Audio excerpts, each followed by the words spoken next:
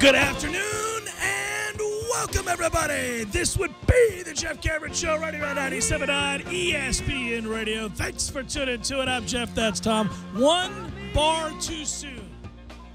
But I left the room, came back in.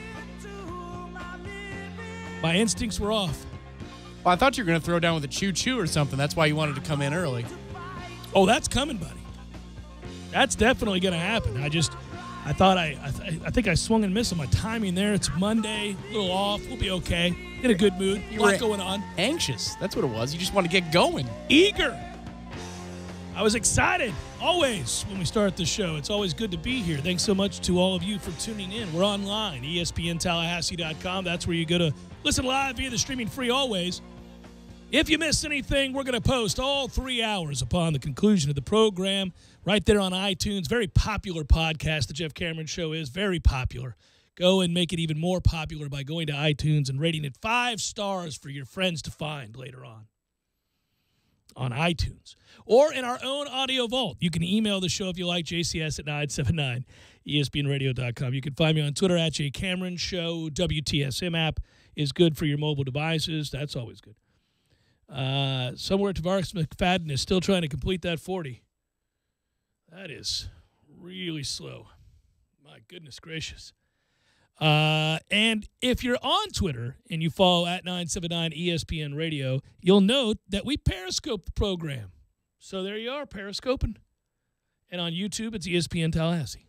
This is a very late-night show monologue-ish, that joke, but it's a timely one. It certainly is a timely one. Timely. My goodness gracious. Yeah. You think Jacob Pugh used to taunt Tavares McFadden? Be like, I can outrun you in the 40. True story.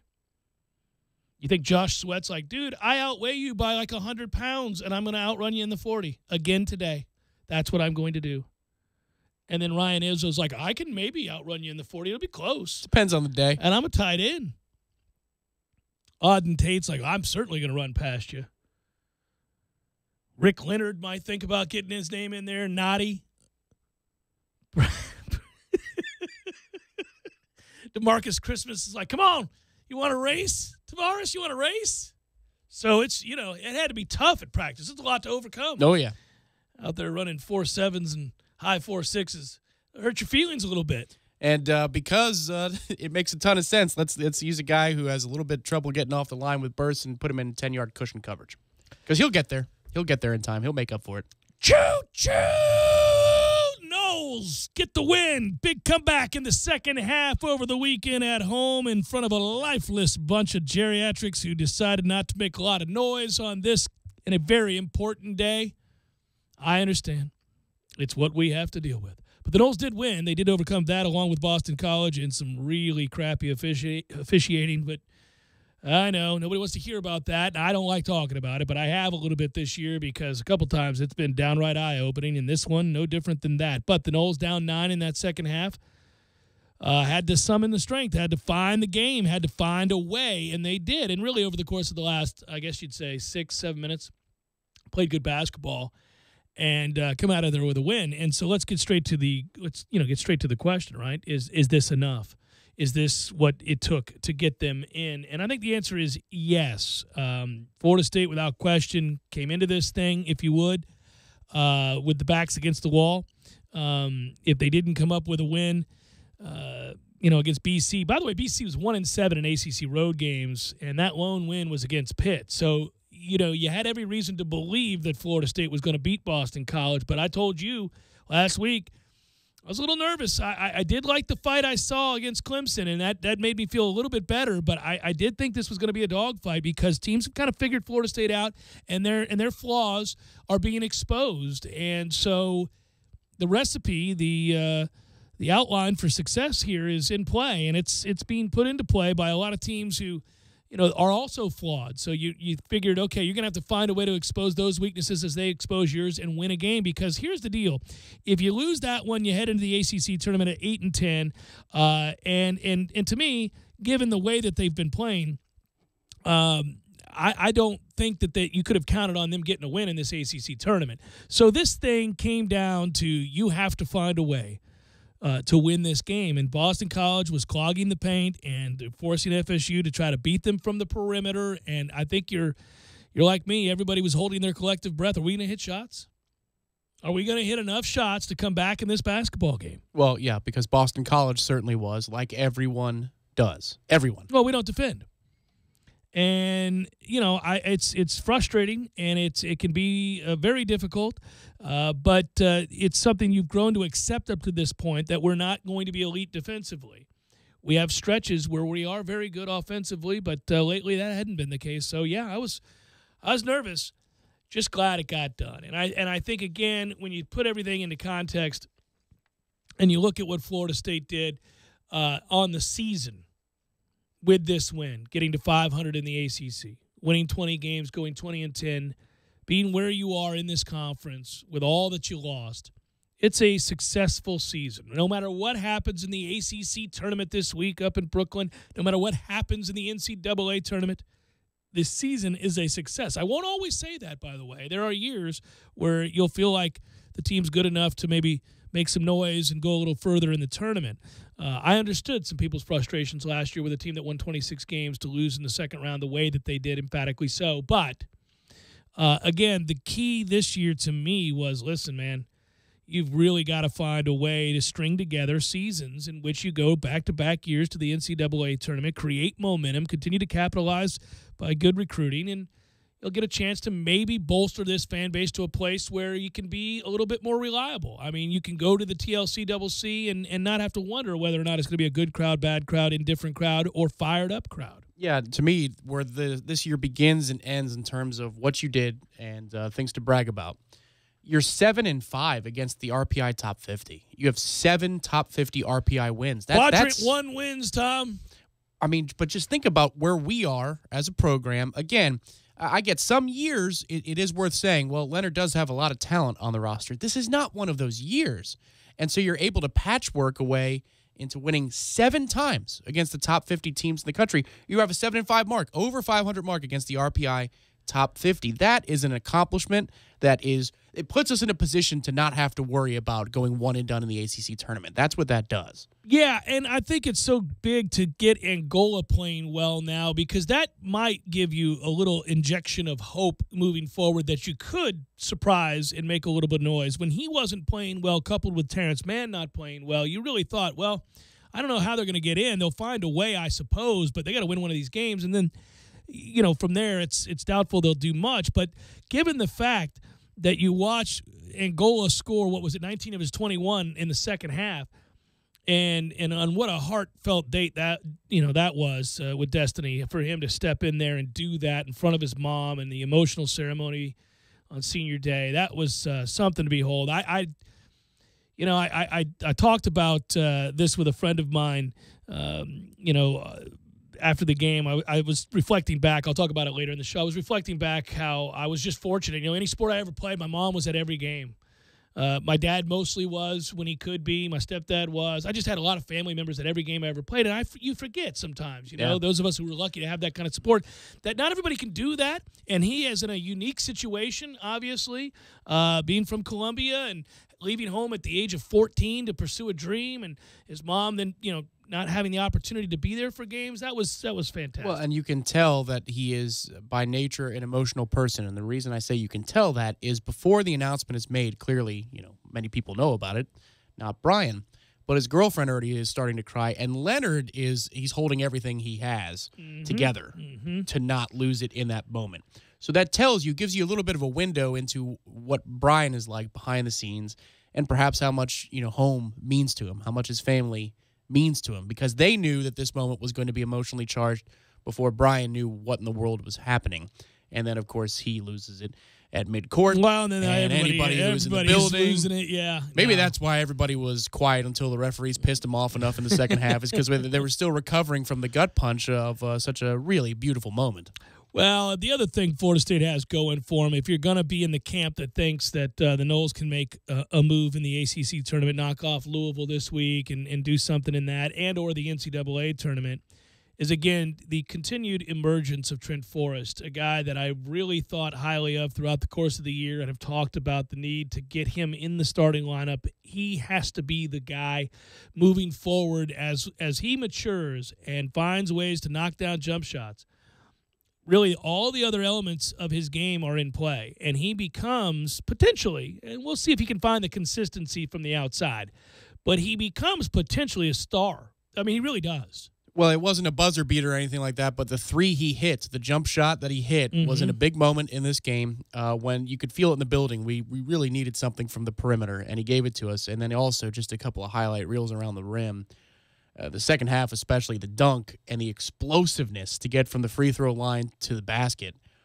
Oh, my God. I mean, we've seen some really amazing athletic plays. That's one thing this group can do if they're not as talented as the team last year that won 26 games. Terrence Mann has really stolen the show in a couple of moments, and Phil Kofer at times can wow you with how much he can jump out the gym.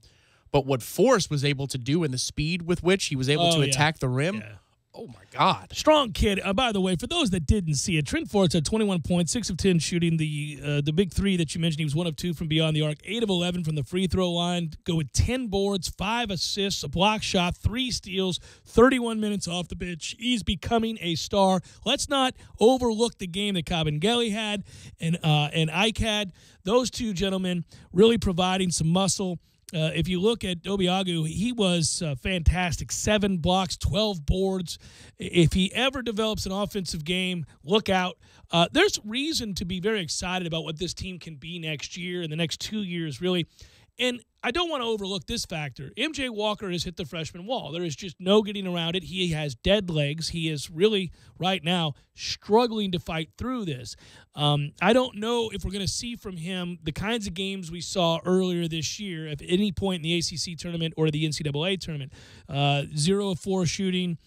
Scored just 2 points, had 4 turnovers, really 9 minutes off the bench. They just don't feel comfortable with him out there right now. They're trying to get him rest, and he doesn't look good when he is out there, but he can play. So, I think the future is bright. That's why this year, again, was a big deal. Could you overcome the losses from last year, find a way to have a good enough season, be decent enough in a really, really difficult league to make the NCAA tournament? And then, obviously the maturation process happens for Forrest. It'll happen for Walker, MJ, that is. Again, you'll get something out of Kabengele and Obiagu. And, from there, maybe, who knows, maybe you get Phil Kofer back. There's talk that could still happen. And all of a sudden you start to see that you got a team here that you feel pretty good about. Right, and Mann's only a junior, obviously, too. The one thing, I was worried as we were getting down to the wire there, especially with the flagrant foul call on Obiagu that was his 5th foul in the game that was behind the play when they officially blew the play dead because the kid was writhing in pain on the baseline, the Boston College player. It's hard, actually, to even move on to the point I was going to make because thinking about that and watching the replay and saying there's nothing there, it did steal the show. It did steal the moment away from what we were doing. The game was convoluted at the end and frustrating, and it's hard not to speak on it and not allege some sort of conspiracy. And I hate that guy who does it, and I could be that guy today easily. The one thing I was worried about as we were going down the stretch, and it was a basket here or a basket there, the 9-point margin is not how the game played out, especially in the key moments of the second half. This could have gone either way. I was worried that starting the seniors, frankly, was going to come back to bite us. Because, you're rolling out Allen and Kofer and in a rotation where that's not, comprised the way we usually have our rotation out there. And you're getting beat. I think 8-2 run, 10-2 run, whatever it is in the first 4 or 5 minutes. I'm thinking, man, now if we lose by a basket or 2 baskets because we haven't decided to go to our bench for the real starters because we're trying to do the right thing and honor seniors. You'd have been frustrated, yeah. Oh, my God. Yeah. 10-2, 5 turnovers before you blink an eye, and you're thinking, well, this is ominous. And Allen, he's guilty of a bad one, too. And you're like, man, coach, I get it. You may want to spend that first half timeout at 6-2 or whatever, and let's just reset the game. You want to honor these guys, and I am with you all the way, but at what cost? Got numbers for you with Knowles at the Combine. Talk a little bit about who tore it up, who needs some work, not enough. But we also can't get to that before we get to the fact when we come back that the Noles continue to win baseball games, look good doing it, can really pitch right now, and we get a good stretch coming up where you get a better test as to exactly who you are. So Noles on the diamond, Noles at the combine, some big picture combine talk, teams, what they might be looking for. By the way, Tom, I don't want Chubb. Okay. I'm not even sure he's the best defensive end at the combine. I don't. Not at 7. No. Maybe no. No. I'm still all in on Quentin on the offensive line, and maybe Minka if he's there at the time. Let's move on. This is not a great draft for defensive ends, especially those that you would need to be explosive and get to the quarterback. I don't think our guy's in this draft. Jeff Cameron Show, 97.9 ESPN Radio.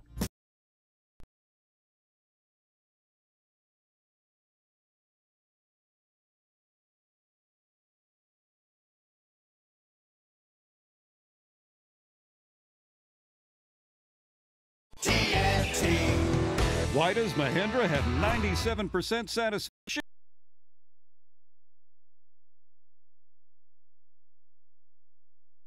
The sheer strength, the size, the ease of the workability, and it was more of a comfortable machine than the others. You could lift just about anything with that thing. It has never let me down. And now get the industry's best 7-year limited powertrain warranty on select models.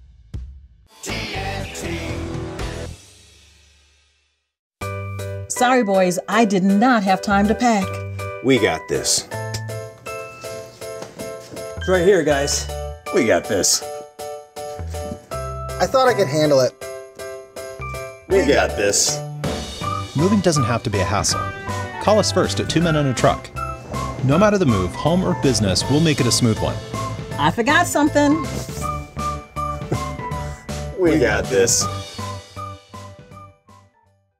When you're in need of auto repairs, look no further than Nice Tire and Auto Service. Nice has been in business for 16 years with long-term, knowledgeable sales associates. They have the latest wheel balancing machine in the industry. And for passenger vehicles, they service AC, brakes, suspension, tune-ups, and much more. Never sit through a long wait. Nice Tire and Auto has 10 service bays to get you back on the road quickly. If you have tire problems, check out their large inventory with various Goodyear and Michelin tires. Nice Tire and Auto Service, 4792 Bluntstown Highway, 574-4100.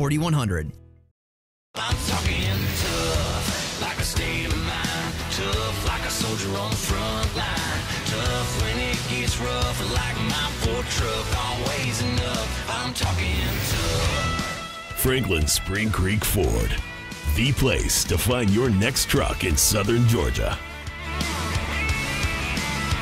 I'm talking tough. Hey y'all, we're Chris and Preston from Low Cash. Head to Franklin Spring Creek Ford and see them about all of your vehicle needs. Inside is rotten? Cheap roofing quotes are just like that rotten apple. Quote looks shiny and delicious because it's the cheapest, right? But you wind up with that rotten apple that leaks or starts to fail immediately. All roofing quotes are not equal. Cheap estimates equal cheap materials, subpar labor, or both. For quality that lasts, call us at 656-8112. Parker Brothers Roofing, professional every time. Stay safe and dry inside. License number CCC 049350. Hi, Chris Kraft for Kraft Nissan. As most of you know, it's that time of year again. Tax refund time. What does that mean for all of us? It means that every single car dealer in town will be trying to shout the loudest for you to bring in your tax refund. Bring in your W-2s, and they will put you in a used car that is nothing like what you really want. Well, guess what? Kraft Nissan's New For You program is an absolute game changer. We don't need your tax return. We don't need to see your W-2. And absolutely the best of all, we will not sell you an overpriced used car. And that is exactly why at Kraft Nissan, we call it the New For You program. We will plug your information into our system, which approves 4 out of 5 people with damage credit, and at the end of the day, you will drive away in a brand new Nissan, with or without a tax refund. You know the deal. Recently divorced? No problem. Recent bankruptcy? No problem. Credit score under 600? No problem. And it's not tied to taxes. Come see how easy it is for you to drive away in a new Kraft Nissan. And remember, if you don't see the Kraft tag in your car, you paid too much, way too much. Kraft Nissan on Mahan Drive between Academy Sports and Costco. Landowners, your Mahindra dealer is ready to give you special savings on the toughest tractors and utility vehicles on earth during the Mahindra Red Tag Sale. Hurry in for up to $7,900 in cashback and Red Tag savings. only from Mahindra. For more information and to view TNT's huge Mahindra inventory, go to TNTSuperCenter.com. Offer with approved credit. See dealer for details. Program restrictions may apply. The cut is sharper. The stance is bolder. The rider is comfier. The frame is stronger. The controls are smarter. The handling is smoother. When it comes to professional grade performance, no mower is greater than a Gravely Zero Turn.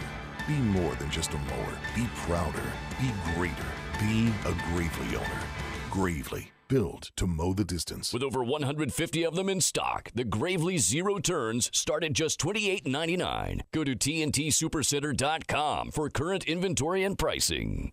You're in luck all this month during Aaron's Lucky Days. Get started leasing to own furniture, electronics, or appliances and get 6 months same as cash. Plus, you can save big on select products like living rooms, a JVC 55-inch smart TV bundle, a Samsung laundry pair, an HP desktop, and more. With no credit needed and free delivery and setup. Come to a participating store or visit Aaron's.com and get 6 months same as cash during Aaron's Lucky Days. Transaction advertised as a rental purchase agreement. Some restrictions apply. See store for details. You're listening to The Jeff Cameron Show on 97.9 ESPN Radio.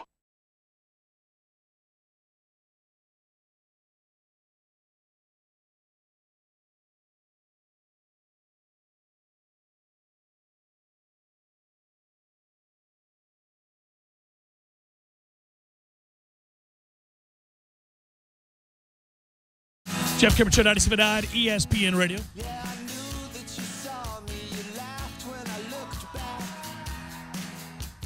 I like these games early in the year to garner some confidence. We always know that's going to happen, right? With the baseball team, they're going to win, and they're going to win a bunch of these games early on. And I always try to keep in proper perspective what's going on there, too, though, because so often the teams you're facing are very overmatched. And so it can become a little misleading, perhaps a little fool's gold early every year when you beat up on those that can't fend for themselves. But baseball being baseball, usually you drop a couple of the non-conference games along the way. You run into somebody who's pitching well on a day, or one of your guys has an off day or something like that. But instead, what's been revealed so far this year is really the emergence of some young arms that are going to go a long way in helping Florida State perhaps reach their goals, even with the loss of Tyler Holton.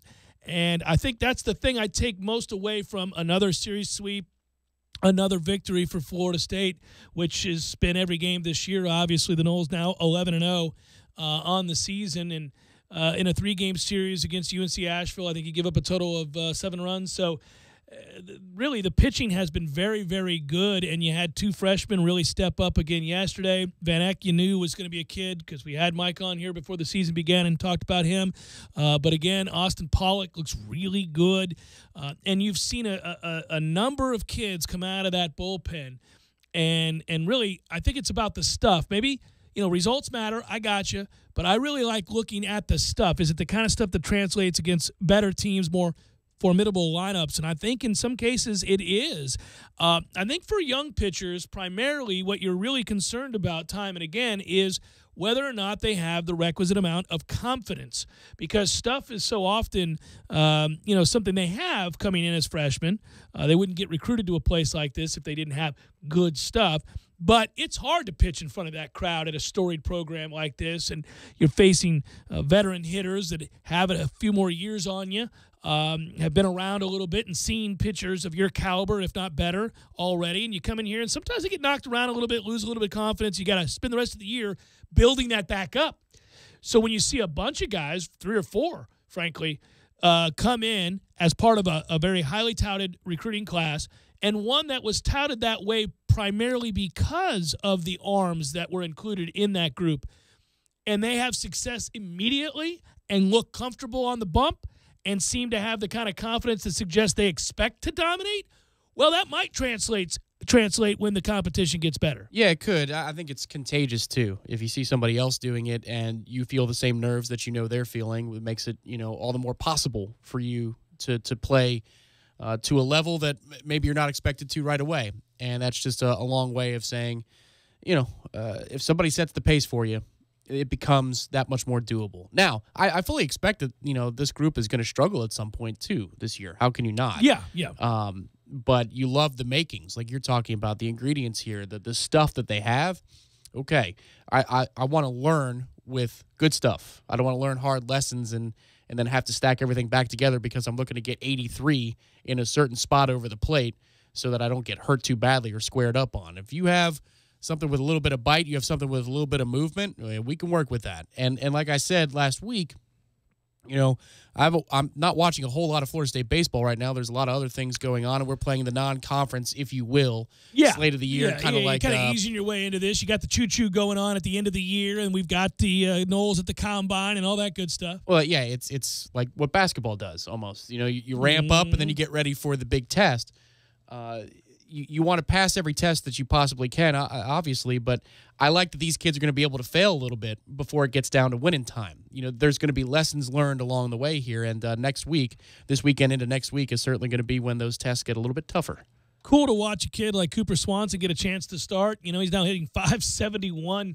They like his bat, and all of a sudden, you start to look at the depth of a roster and what you got coming off the bench to give people rests. Yes.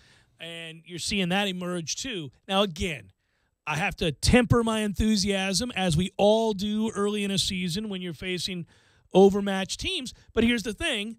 When you're facing overmatched teams, you like to take care of business. Good teams take care of business more often than not. This team is doing that every night out. Well, and again, too, if you take care of business in these circumstances, see if you can get you're playing 5 days in a row, though. They moved Kansas up to today, tomorrow. Is that right? Yeah. So that's tough on a team to win all 5 of those. But if you can get these 2 here, just rack up all those wins and that equity so that, again, if you get to conference season and you have to go through some lessons, you already put yourself in a position that you'll be hosting a regional and that you could still achieve a national seed, because these seasons are long. And baseball season is like this, too, where we're all happy right now. But if you have a tough weekend against Wake and you lose to Florida or something like that, then the sky is falling. Well, one thing to note, the Tyler Holton injury, we said at the time, was going to force everybody to move up, if you will. So to grow up. Yeah. So you move guys into a rotation that didn't expect to be into a rotation. You put more onus and pressure on other guys within that rotation. And then from there, that extends out to your bullpen, where you have guys that are maybe forced into pitching a little sooner than they would have liked, and perhaps more innings than they would have liked. They're talking right now about using 7 or 8 different pitchers in the games against Kansas. You're talking about all these days in a row that they're playing. But what that does is force you to play these freshmen.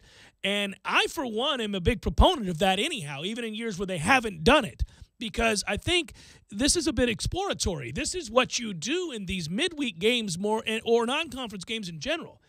The idea being and the competing ideas it's always interesting to me.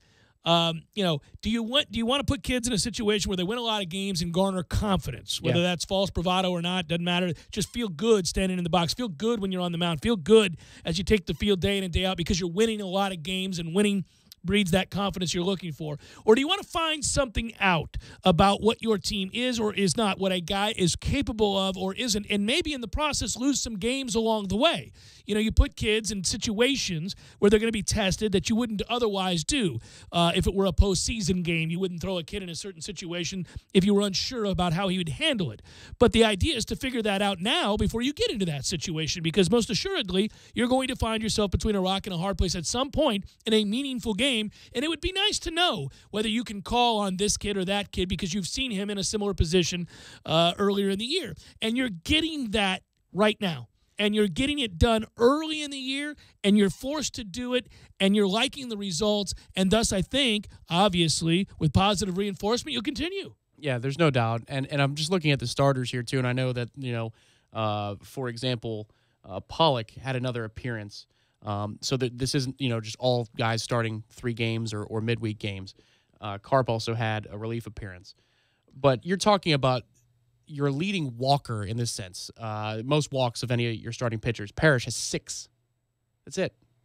Yeah. He's pitched 17 innings, 6 walks on the way to a 1.06 ERA, by the way. But that's the most walks of any starter you're rolling out there. the control that this group has is huge. Well, you got 9 strikeouts and walk 2 yesterday for the aforementioned Pollock.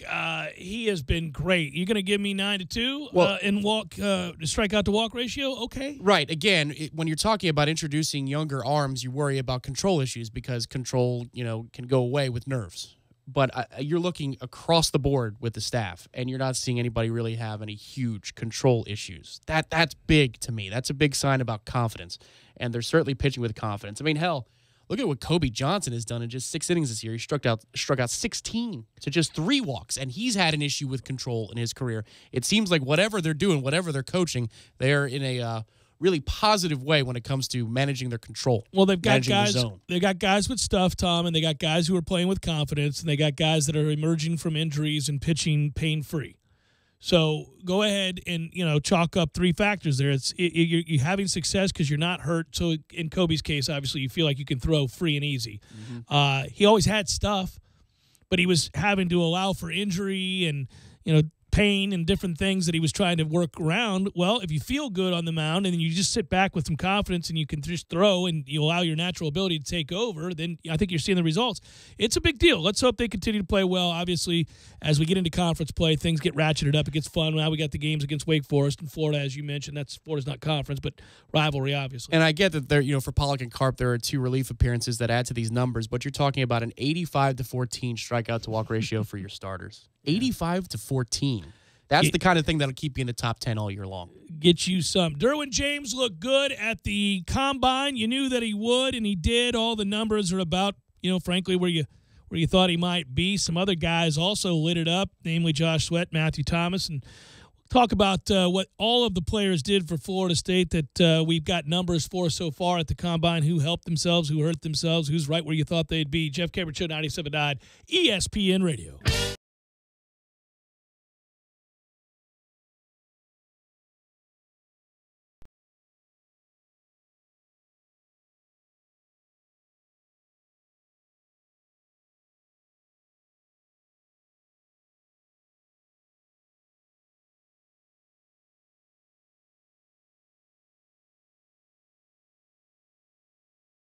When you're in need of auto repairs, look no further than Nice Tire and Auto Service. Nice has been in business for 16 years with long-term, knowledgeable sales associates. They have the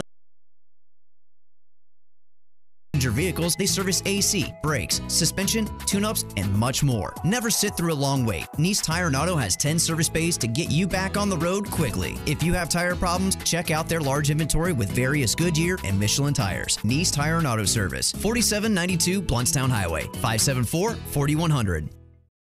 TNT Supercenter is your one-stop shop for the largest inventory of golf carts and accessories, stocking over 150 new and pre-owned carts with prices starting under $2,000. Whether you're looking for a standard or custom golf cart, TNT has the perfect cart for you. TNT carries and services leading brands and a full line of premium Mad Jacks accessories. Stop by or call to find out about our zero-down, low-interest rate financing, free delivery, and rental programs. Visit TNTSupercenter.com. TNT. I'm talking tough, like a state of mind. Tough, like a soldier on the front line. Tough when it gets rough, like my Ford truck. Always enough, I'm talking tough. Franklin Spring Creek Ford, the place to find your next truck in southern Georgia. I'm talking tough. Hey y'all, we're Chris and Preston from Low Cash. Head to Franklin Spring Creek Ford and see them about all of your vehicle needs. Sorry, boys, I did not have time to pack. We got this. It's right here, guys. We got this. I thought I could handle it. We got this. Moving doesn't have to be a hassle. Call us first at 2 Men and a Truck. No matter the move, home or business, we'll make it a smooth one. I forgot something. We got this.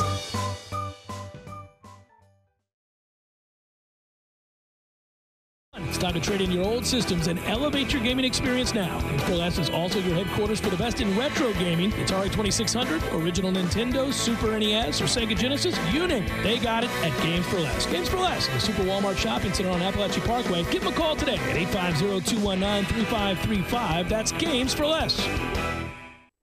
Are you ready to experience an awesome fishing expedition? Sea Quarters Marina is home to several great charter services. All charters are customized based upon the types of fishing opportunities available and the type of fishing the customer requests. The Northwest Gulf Coast offers a variety of different angling adventures thanks to unspoiled back county islands and crystal clear flats. For more information regarding charters, call Sea Quarters Marina at 697-8400 or online at seaquartersmarina.com. Individuals and businesses with tax problems, listen carefully. If you owe over $10,000 in back taxes or have unfiled tax returns, U.S. Tax Shield can help you take back control. The IRS can seize your bank accounts, garnish your paycheck, close your business, and file criminal charges. Our team of tax attorneys can stop collections and get you protected. U.S. Tax Shield offers a price protection guaranteed quote to get you protected today. U.S. Tax Shield is A+ rated with the BBB, so call 800-466-9625. U.S. Tax Shield, 800-466-9625. Sports are defined by stats and performance, but here's a performance stat that no one wants to talk about. Erectile dysfunction affects half of all men over 40. That's 50%. If you're struggling with ED and other therapies haven't worked, isn't it time to feel like yourself again? Learn about a long-lasting ED solution from Coloplast to get you back in the game. Visit Dr. DeLay at Advanced Urology Institute, located at 2000 Centerpoint Boulevard, or call their office and set up an appointment today. 833-4DRDELAY. That's 833-4, Dr. DeLay. The sooner you seek treatment, the sooner you can get back to feeling like your normal self. That's 833-4, Dr. DeLay. It's been called shell shock, war neurosis, and battle fatigue. Today, we call it post-traumatic stress disorder, and it affects 1 out of every 5 warriors returning from battle in Iraq and Afghanistan. The Wounded Warrior Project offers comfort and support for warriors with PTSD and all other scars of war, whether those scars are visible or hidden. Find out how to help, because for warriors, the greatest casualty is being forgotten. Please visit woundedwarriorproject.org. ESPN Radio Sports Center. I'm Christine Lisi. Breaking news, the Cowboys unable to reach a long-term deal with DeMarcus Lawrence will place the franchise tag on the Pro Bowl defensive end. That'll guarantee him about $17 million this season. Dallas has until July 15th to sign him to a multi-year contract, or he plays under the tag. NFL Combine concludes today. Central Florida linebacker Shaq Griffin won the weekend with his performance. Griffin, who had his left hand amputated at age 4 because of a congenital condition, is looking to become the first player with one hand drafted into the league in the modern era. As long as he's drafted is all that matters to Griffin. I know what it's like for you to have to work hard and literally work from the bottom, and I never want to know where I'm going. I don't want to know how hard my jab start going. I want to know that I got to keep working because I got so much more to prove, and it's only the beginning. But we'll see. I mean, I hope to be blessed with any team that pick me up, no matter where I go. Griffin on Golick and Wingo. 2 more automatic bids at stake in the 2 college basketball championship games tonight. Those bids to the NCAA Tournament. MAC Final, Iona and Fairfield, 7 Eastern, ESPN TV. UNC Greensboro, East Tennessee State. The Southern Final, 9 Eastern, ESPN 2. To win in basketball, you got to play great coverage. And with Straight Talk Wireless, you know you're getting great coverage because they use the exact same 4G LTE towers as the big carriers, but for a lot less. Straight Talk Wireless, only at Walmart. Refer to terms and conditions of service at straighttalk.com. Live from the Amerigas Propane Studios in the capital city of Tallahassee, this is the Jeff Cameron Show on 97.9 ESPN Radio.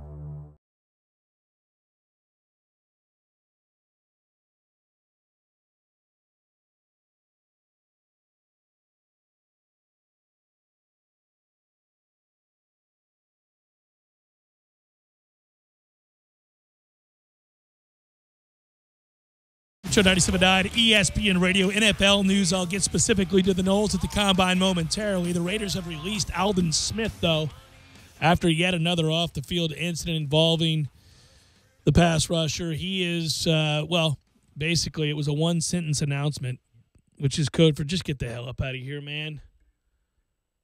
He was scheduled to become a free agent on March the 14th, but the Raiders made the move to sever ties a week early. Smith's fiancée telling TMZ that the former All-Pro has checked into a rehab facility. San Francisco police have sought Smith in connection with an incident involving Smith and his fiancée. Allegedly biting was involved. Quote, I wish the best for Alden, and I'm scared for his life with his addictions. I cannot comment on the altercation, but I can tell you I love him, Happy to see he returned to my family, who considers him family, and hopefully he gets the help he needs, said his fiancée to TMZ. San Francisco police, who identified Smith as a suspect Sunday, in a statement told ESPN on Monday that they will still want to speak to him about this incident. It was non-life-threatening injuries suffered during the event. First-round pick, as you recall, for the 49ers back in 2011. First-team All-Pro 2012, an absolute beast, but had numerous run-ins with the law while there. He's been arrested on DUI charges multiple times, faced weapon charges multiple times. Some of those charges were reduced at a later date. Had 7 starts in 9 games for Oakland and 3.5 sacks. NFL. One too many brushes with the law. Looks like his career could be over. By the way, he has 47.5 sacks, 33.5 of those coming in 2 seasons. That kind of production is valued in why you get opportunities time and again. The Bucs were rumored to look to try to sign him at one point. People ignoring numerous red flags because, well, when you're averaging over 16 sacks a season. That front seven that they had out on the West Coast in San Francisco for a few years, I mean, when you're talking about the linebacker play that they had before Willis retired and Bowman and Smith up front, they were they were something else. Yeah, it looked like something that was going to be impressive for a long time to come. But just got completely dismantled. Absolutely dismantled. Derwin James, as I mentioned before the break, was really good at the Combine. No shock there. Everybody knew what he would do. It's always nice to see guys, though, step in a pressure cooker like the Combine, which I've said before, I can only imagine your professional careers and potentially millions of dollars on the line. You understand why guys can go there and perform poorly. So I always have some sympathy and empathy for those that go there who had good college careers and don't show and prove, because obviously they cost themselves big-time money. Now, those who have been prolific on the field time and again against good competition can overcome that oftentimes, but it is something you want to see from your elite athletes, from the guys who you knew to be physical freaks. Go, do what you do, make your money. Derwin James did that.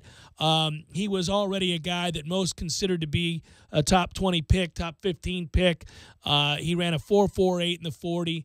That's getting it done for a guy his size. 21 reps at 225. He had a 40-inch vertical. He was basically a top 5 guy in every meaningful category.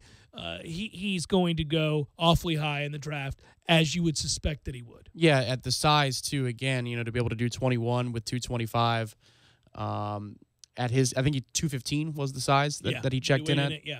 It's just incredible. The one thing I saw today in general, obviously Minka Fitzpatrick and Derwin James were in the same group. They were the second defensive back group. It looked like they were trying to find safety types and put them in one group and then corners in the other. Yeah. But for the corners, holy smokes, they had 7 players run at the Combine under a 4.4. Official time. That group that preceded Derwin and Minka. 7 different players sub 4.4, and I feel like we're seeing 40-inch vertical jumps a little bit more often than we used to, too. Feels that way. Year-round training, sport-specific training, explosive training, functional strength. These things are common phrases in the way that people are working out now and the trainers they go and see, and I think it's only natural then with proper nutrition and the ability to coach it in a way that back in the day they didn't maybe know enough about, results in that. The other thing is, though, and to your point, talking about these mini corners that ran sub 4.45, 4.42, this was the wrong time for Tavares McFadden to post the times that he did without it getting in any way personal. These are pitiful times and embarrassing, and probably the kind of thing that people will not really take a chance on, even if you have the other physical tools in terms of length and size. This is a guy running a 4.67, doesn't help himself at all in the next run, which is a 4.76. Well, listen here. All I'll tell you is this. You've got a corner, okay, in a combine setting where you just talked about all of these people running sub 4.4 40s. Sub 4.4, like, 4.3 something. Well, okay. Josh Sweat ran a 4.5. A 4.53, he's 250 whatever pounds. Yeah. Well, and he had a vertical, like 38, something crazy. 39.5-inch vertical. A wingspan of 84 and an eighth. he is a guy physically that wowed everybody there. He ran the fastest 40 of any of the defensive ends. You might say, well, I don't really need my defensive end to be able to run 40s. You're talking about explosiveness. That's what they're looking at. What it does is make you wonder why he didn't have a more productive career here. Let's just admit that that's what it does.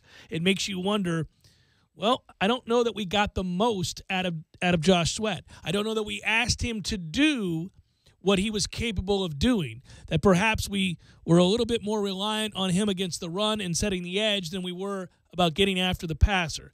There's that. There's also the devastating knee injury he had before he ever got to Tallahassee and the long road back. I'm happy for him. Josh Sweat was always a different cat, a fun guy to interview, a smart guy, introspective. He thought deeply about questions and took his time answering them. He was an interesting guy. I wish him the best. I also wish we would have gotten more out of him in his time in Tallahassee. Well, several players that are at the Combine this weekend, you go, man, really? Like Matthew Thomas showed out. Well, but Matthew Thomas was never a question mark athletically. You knew he was a freak. He's going to show out there. That's what's going to help his draft stock. But the film doesn't help Matthew all that much. Right. As a guy that ran around blocks and had far too many moments where he was loafing. Yeah, he ran a 4.58. In the 40 for linebackers, sixth best in his position group. You knew he was God, by the way, 41.5-inch vertical. That's what, yeah. That is insane and incredibly explosive. That was the best in his group. You knew, though, that he was that kind of athlete. He just had some off-the-field issues. You knew in things like the three-cone drill he was going to do great because his ability to stop, start, change direction, do all those things. But I don't know what he is in the NFL. He'll get he has a role. There's no doubt about that.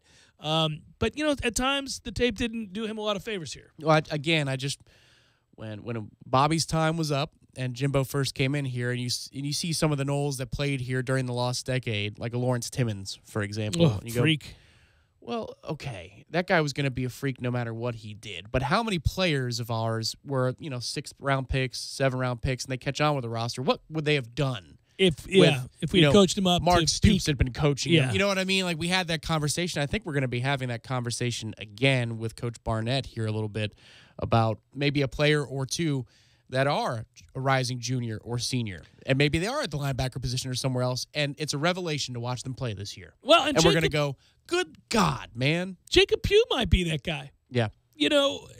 So many things that didn't get him really on the field. Yeah. Here, but he's a guy who didn't run fast. But when you look at him, his vertical, his broad jump, both very impressive, top 5. He had the 81-inch wingspan. You look at his body type, and you look at what he'll get a look. He'll get a look. You know who I was sad for? Who I don't think did a lot for his stock, but we'll see, because he was never reliant on speed, and we said that going in. Auden Tate was slow. Mm-hmm.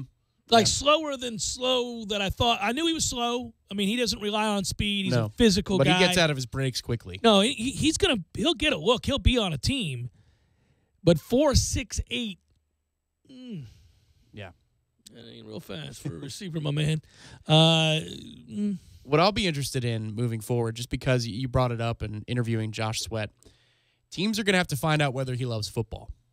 I think that's the number one thing. He's wired differently. He told me a couple of years ago, FSU Media Day, I actually had a chance just to talk to him one-on-one for 2 or 3 minutes. Sometimes it doesn't happen on Media Day. Yeah. You max out time, and everybody wants to get everything from the star players, and Sweat was a high-caliber player. He said he'd be content being a history teacher the rest of his life. He'd be fine with that. I said, what kind of history? He said, American history. I'm very interested in it, and I'd be okay with just teaching that if football doesn't work out.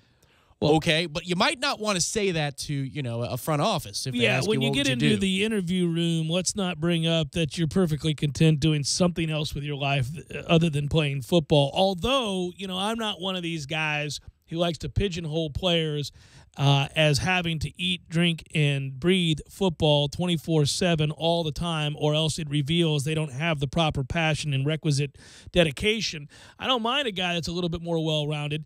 Too frequently, I think, you get NFL execs and scouts and others that view it as a weakness that a person has an interest beyond football, and I think that's ridiculous. I think it's a antiquated way of thinking. But I also understand what you're saying in that you can't seem indifferent about football. Correct. I'm going to need you to have a passion for the game. Yeah.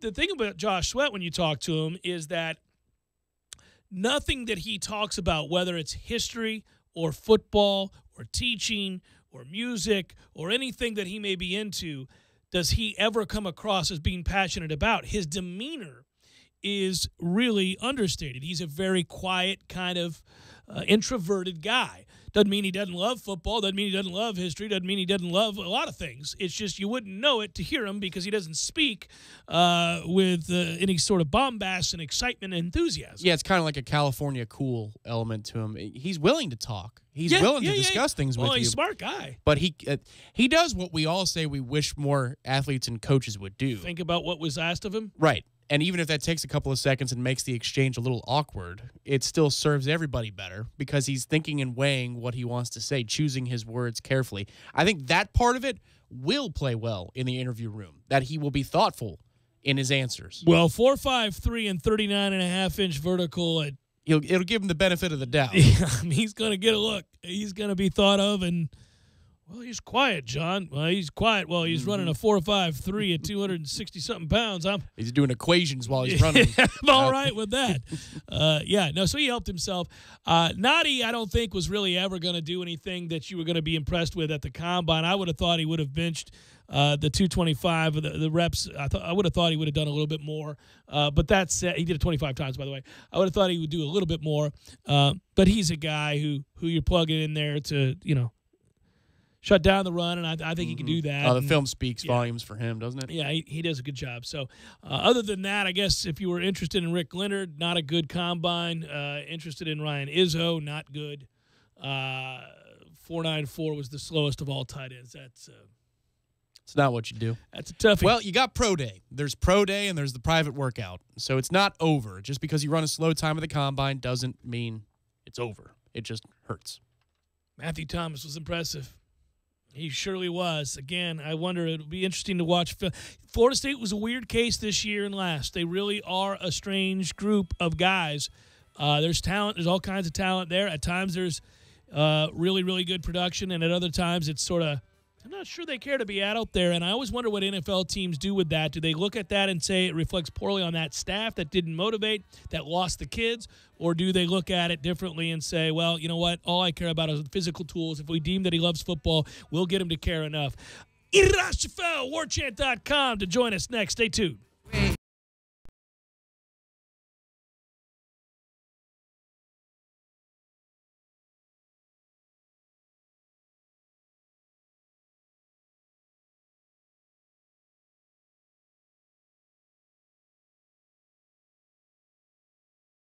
I'm talking tough, like a state of mind. Tough, like a soldier on the front line. Tough when it gets rough, like my fortress. Franklin Spring Creek Ford, the place to find your next truck in southern Georgia. I'm talking tough. Hey y'all, we're Chris and Preston from Low Cash. Head to Franklin Spring Creek Ford and see them about all of your vehicle needs.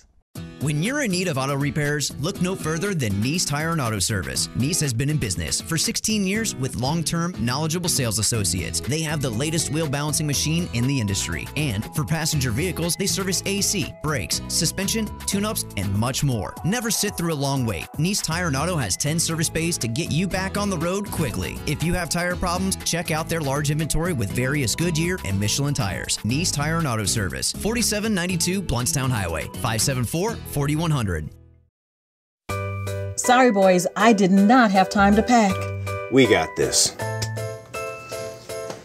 It's right here, guys. We got this. I thought I could handle it. We got this. Moving doesn't have to be a hassle. Call us first at 2 Men and a Truck. No matter the move, home or business, we'll make it a smooth one. I forgot something. We got this.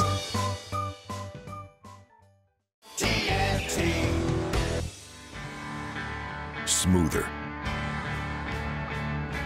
bolder, sharper, comfier, smarter, fiercer, tougher. Stronger, longer, greater, prouder.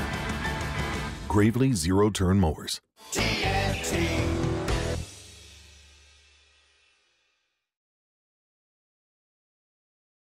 With Amazon Music.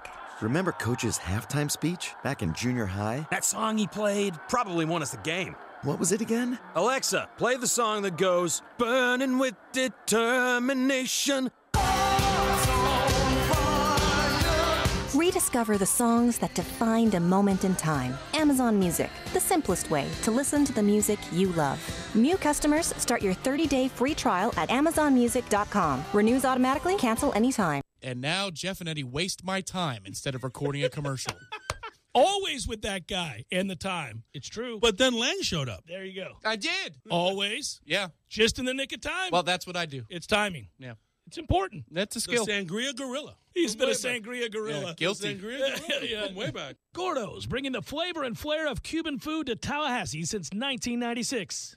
Don't just listen to The Jeff Cameron Show. Watch it live. The Jeff Cameron Show Streamcast. Live weekdays 3 to 6 p.m. Head to ESPNTallahassee.com today to watch live or catch up on demand. The Jeff Cameron Show Streamcast. Brought to you by Nice Tire and Auto, your trusted Goodyear dealer, 574-4100. And presented by TNT Supercenter in Thomasville, Georgia, and Franklin Spring Creek Ford.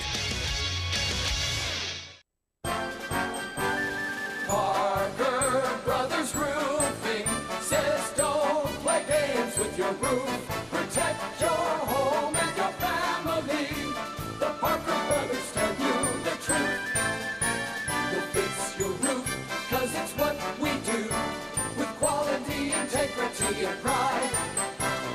Parker Brothers Roofing, professional every time. Stay safe and dry inside. Customers constantly tell us that they're getting several estimates to compare apples to apples. You ever bite into an apple and find out the inside is rotten? Cheap roofing quotes are just like that rotten apple. Quote looks shiny and delicious because it's the cheapest, right? But you wind up with that rotten apple that leaks or starts to fail immediately. All roofing quotes are not equal. Cheap estimates equal cheap materials, subpar labor, or both. For quality that lasts, call us at 656-8112. Parker Brothers Roofing, professional every time. Stay safe and dry inside. License number CCC 049350.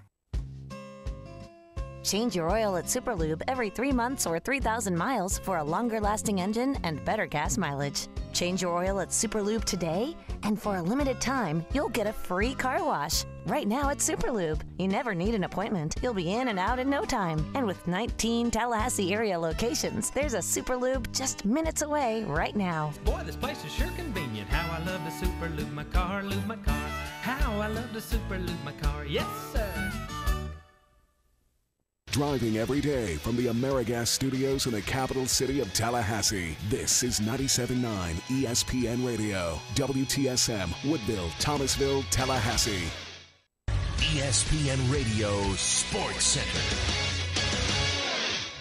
I'm Christine Lisi. Breaking news. The Cowboys, unable to reach a long-term deal with DeMarcus Lawrence, will place the franchise tag on the Pro Bowl defensive end. That'll guarantee him about $17 million this season. Dallas has until July 15th to sign him to a multi-year contract, or he plays under the tag. NFL Combine concludes today. Central Florida linebacker Shaq Griffin won the weekend with his performance. Griffin, who had his left hand amputated at age 4 because of a congenital condition, is looking to become the first player with one hand drafted into the league in the modern era.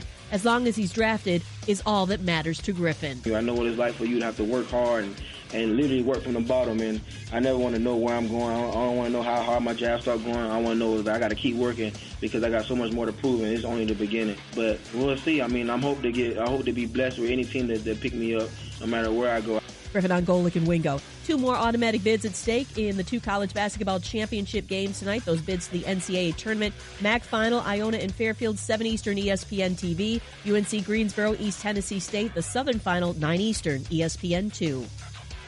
To win in basketball, you got to play great coverage. And with Straight Talk Wireless, you know you're getting great coverage because they use the exact same 4G LTE towers as the big carriers, but for a lot less. Straight Talk Wireless, only at Walmart. Refer to terms and conditions of service at straighttalk.com. Live from the AmeriGas Propane Studios in the capital city of Tallahassee, this is the Jeff Cameron Show on 97.9 ESPN Radio.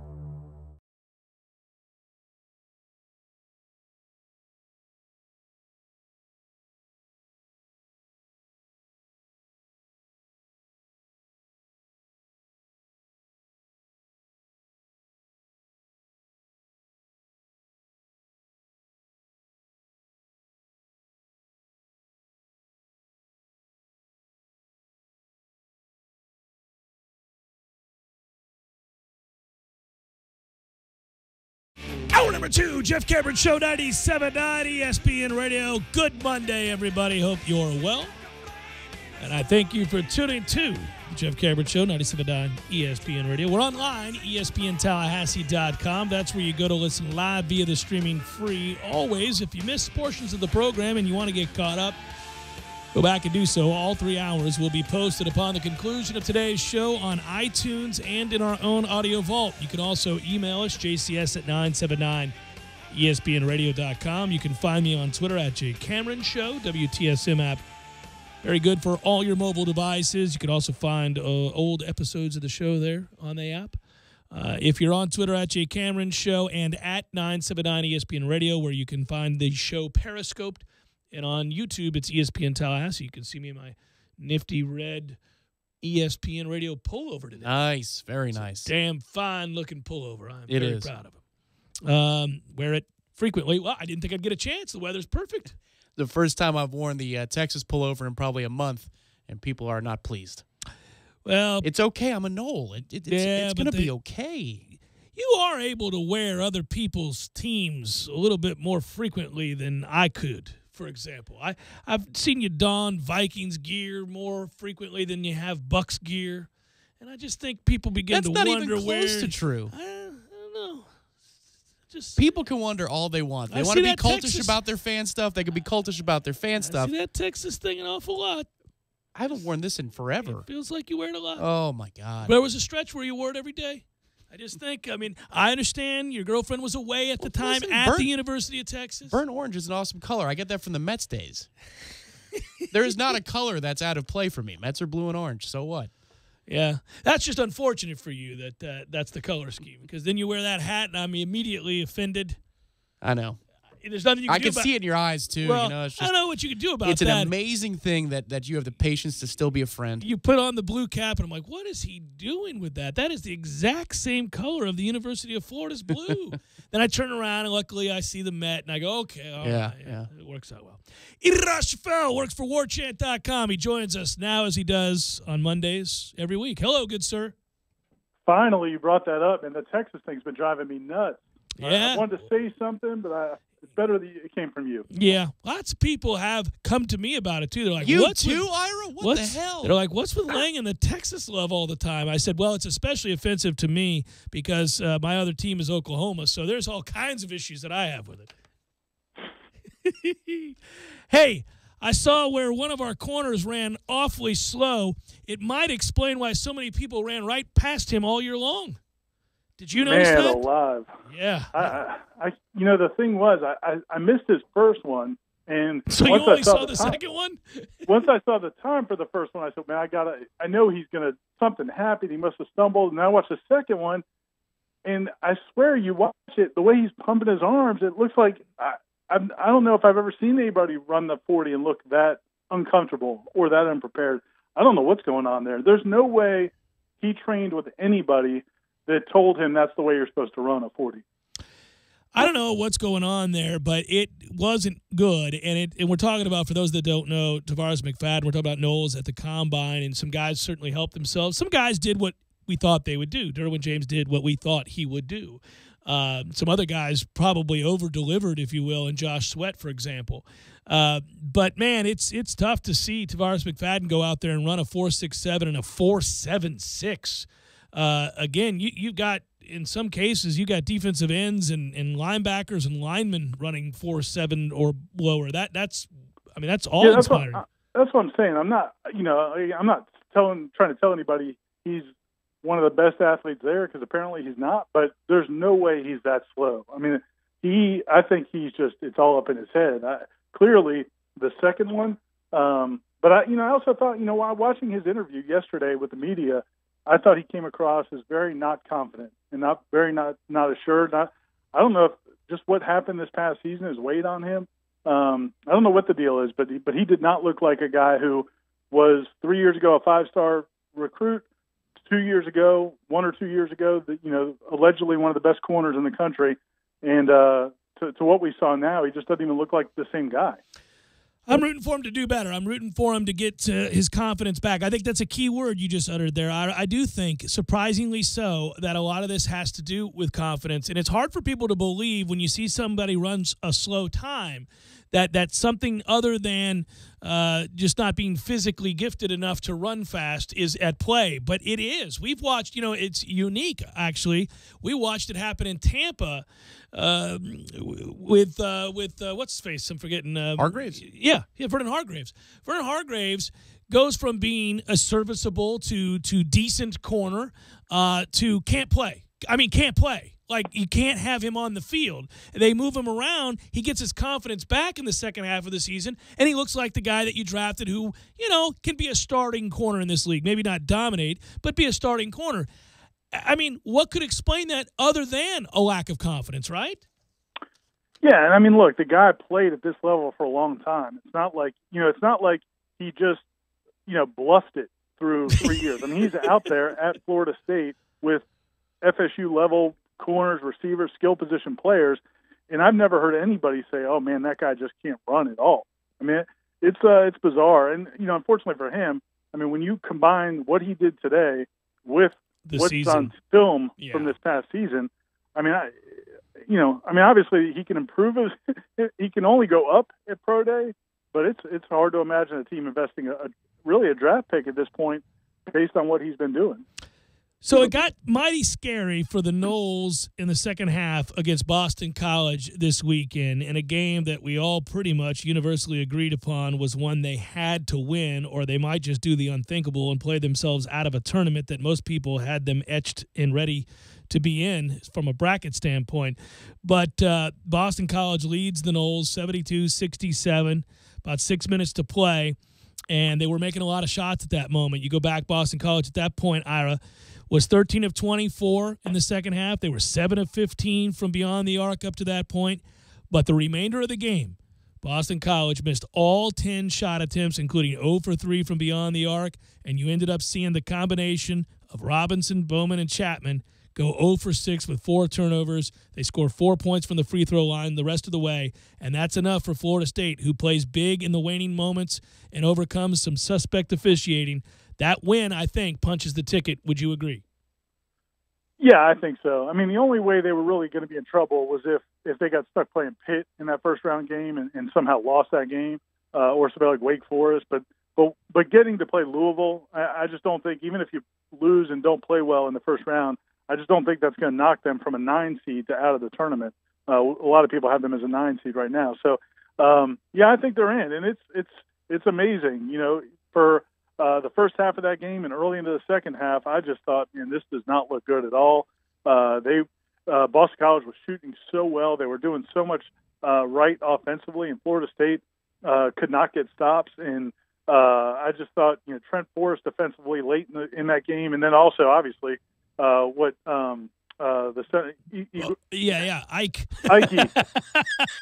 We're going to call him Ike. Yeah, Obiagu, yes. Obiagu in the second half was just unbelievable. Not just blocking shots. It's one thing to block a shot, but some of the block shots were like improbable. Like he would go up, get shot faked, come back down. The guy would put up a shot, and usually that's almost always a clean look, and he would bounce right back up and block the shot. It was incredible, and and again that was huge because he got to play late into the game. I think there was less than 2 minutes left when he finally fouled out, and I thought he and Forrest defensively were just sensational. Yeah, it's good to see from Mike. 7 blocks, 12 boards, 21 minutes off the bench, and an important role for him. And he's a kid that we think will develop. And if he gets something going on the offensive end, he could be a real problem for teams moving forward. And you combine that with Cabangeli, who, again, a nice game for him in 8 points, 3 boards, an assist, a steal, 14 minutes off the bench, played well. I'm glad you brought up Forrest. I've been, championing him. You have too, and for some time. He's really potentially a star if he ever develops consistency with the jump shot, because he does so many things so well. Obviously, he's a strong kid. He can really defend. He gets to the basket. He's got a good understanding of the game. If he shoots, which he did this weekend, 6 of 10, 1 of 2 from beyond the arc, 8 of 11 from the free throw line, really he becomes potentially a star player for this team. And if you fast forward a little bit, Ira, and we look ahead to next year, the reason that gets me excited is that they are going to make the tournament this year, and they're going to sustain momentum. And the growth that you'll see from guys like him and guys like Cabangeli and guys like Obiagu and guys like MJ Walker, who has really clearly hit a wall. Those guys are all going to take a step forward in their games, and I think Florida State has a real good team next year. The trick was, can you get there this year, having lost X, having lost, obviously, 2 NBA guys? Could you get there? And it's happened now, I think, and so that's why this season, no matter what happens from here on out, in my estimation, it's a success. Yeah, and you even mentioned a guy that is as talented as anybody on that team, and Raekwon Gray, who's redshirting this year, is a guy that they have tremendous. They call him kind of a point forward, unbelievable passer, really good scorer. But just that needed to lose weight this season. He's been sitting out. And then, as you said about Trent Forrest, yeah, he's got a really potential to be a star. And I know people, the rap that people like to put on, this coaching staff is that they don't develop players. I don't know where that comes from, but Trent Forrest is a perfect example. He wouldn't even attempt a 3-pointer last season. I can't remember how many he took, but he wouldn't. Not only was he not a threat to make it, he wouldn't even attempt a 3-pointer last season.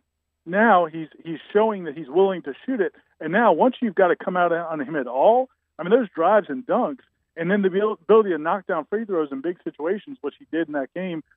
That's how you win basketball games at the highest level. And as his shot gets better again this offseason, if he makes as much progress from year 1 to year 2 as he does in year 2 to year 3, yeah, I think he's going to be big time. And then you add in these other pieces that are returning, and you get Terrence Mann healthy or whatever's going on with him. The funny thing about that is, that's a game they win, and basically punches their ticket in the NCAA tournament. And every time Terrence Mann scored, I would kind of be like, well, that's just gravy at this point. You're not even expecting your leading scorer to contribute at this point because whatever's going on there, but they still found a way to win. Yeah, do we have any idea? I've been reduced to speculation because it is fairly obvious to anybody that's consistently watched this team that back when Terrence Mann had some feet and ankle issues, it was clearly worse than anybody really let on, because he's your leading scorer and rebounder and has really been, by and large, an afterthought for 5 to 6 games in a row. Now, I know he scored 9 here, but 7 of those were in the first half. He scored 2 points the entire second half when your team's coming back. And he's a guy that, is just too good to be held down as consistently as he is. They've figured him out some. He's never been a great shooter, but he's also never been this bad for a prolonged stretch. So he's clearly just not healthy, right? That's what I believe. From just talking to people, it sounds like he's missed some practice time because of those injuries, and I think that that sets you back. And then on top of that, you never know at what point does it go from being physical to being mental. If you do have some physical problems, then it affects you, and then you start overcorrecting, and then it becomes other issues. Again, this is all speculation, but we're all seeing what's happening on the court, and he doesn't have the confidence, he doesn't have the ability or to score the way he was for so long. But it's huge. That's what makes it so huge what Trent Forrest has done in these last several games, because he's probably been their best player for the last few weeks. Oh, without question. And I love him, too, because he plays hard and he's a smart kid. It'll be interesting to see if they get anything moving forward in the ACC tournament or the NCAA tournament from MJ Walker, who's a real talent, but has just continued now to struggle and is really kind of reduced to a role of, 9 minutes in this game I think he played? So yeah, he couldn't even get off the bench in the second half. Yeah, pretty brutal. Hey, brother, we'll talk tomorrow, and we'll get to that baseball talk, which we didn't get to today then, but always a pleasure. Thanks, Jeff. See you, man. All right, brother. That's IrishFellWarChant.com. By the way, the rest of the ACC, what you end up having here, which I didn't elaborate on earlier in the show, but the final regular season stats would have FSU and Louisville both tied at 9-9. They split their season series, as you well know, each winning on the road. The tiebreaker comes down to which team had the, quote, best win against an opponent who finished higher in the standings. And in this case, FSU's win over Clemson and North Carolina, both at 11-7. While Louisville's best wins came courtesy of the sweep of Virginia Tech.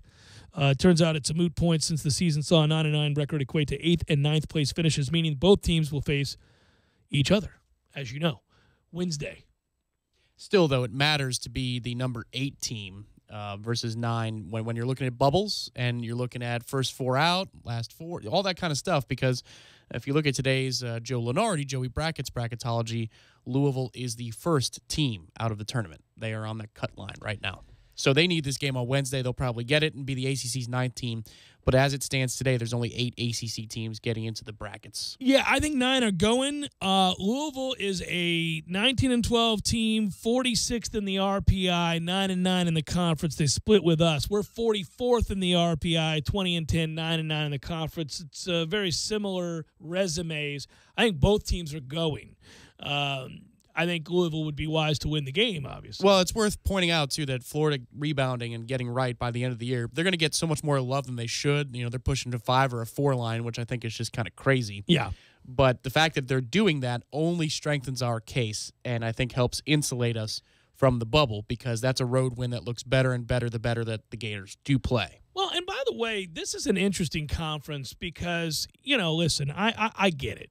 If you're a fan of a mid-major or a fan from another school, from another conference even a big-time conference like the SEC or the Big Ten or the Big 12 or the Pac-12, you kind of bristle when you see 10 teams, 11 teams being mentioned to come from one conference. You know, all this just feeds upon itself, you know.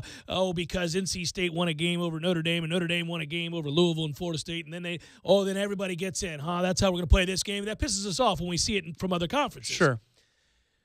That said, we know what a good conference this is, and we know what the RPIs are. I can make a compelling argument for a Syracuse to get into this tournament, the NCAA tournament, that is. They're 8-10 in the ACC, but they're 40th in the RPI.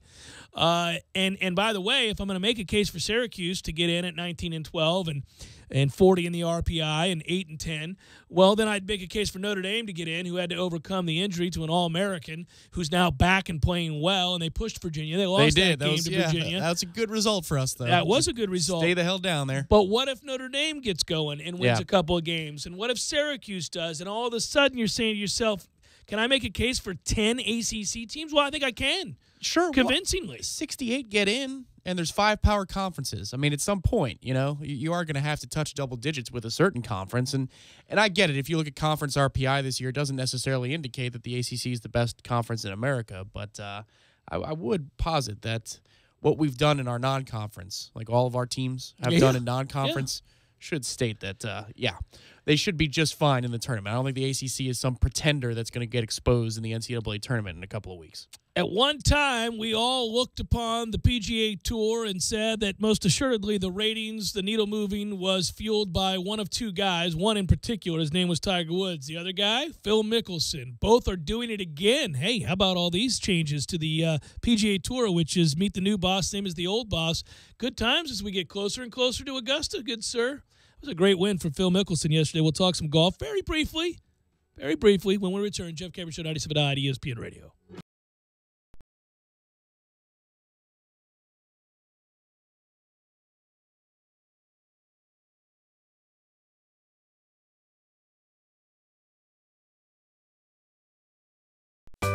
Sorry, boys, I did not have time to pack. We got this. It's right here, guys. We got this. I thought I could handle it. We got this. Moving doesn't have to be a hassle. Call us first at 2 Men and a Truck. No matter the move, home or business, we'll make it a smooth one. I forgot something. We got this. I'm talking tough, like a state of mind. Tough like a soldier on the front line. Tough when it gets rough, like my Ford truck, always enough. I'm talking tough. Franklin Spring Creek Ford, the place to find your next truck in southern Georgia. Hey y'all, we're Chris and Preston from Low Cash. Head to Franklin Spring Creek Ford and see them about all of your vehicle needs. Landowners, your Mahindra dealer is ready to help you save during Mahindra's Red Tag Sale. Enjoy up to $7,900 in tractor cash back and savings, or utility vehicle savings up to $1,700. Plus, Mahindra's industry-leading warranties still come standard. So hurry in for Mahindra's Red Tag Savings.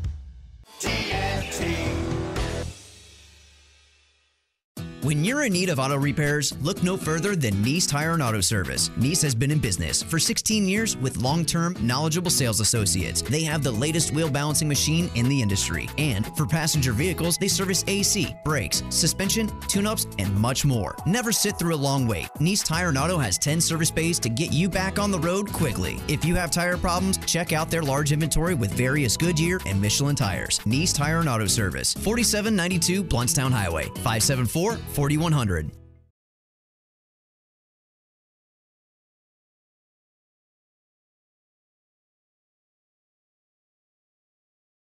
Develop a form of skin cancer during their lifetime. That's why your best shot is to check for a spot. It's easy. Follow through and check your skin. It could be the save of a lifetime. Go to spotskincancer.org to find out how. A message from the American Academy of Dermatology. Did you just get an Amazon Echo? Pretty neat, huh? Now you can find us on there. Just say, Alexa, enable ESPN Radio Tallahassee.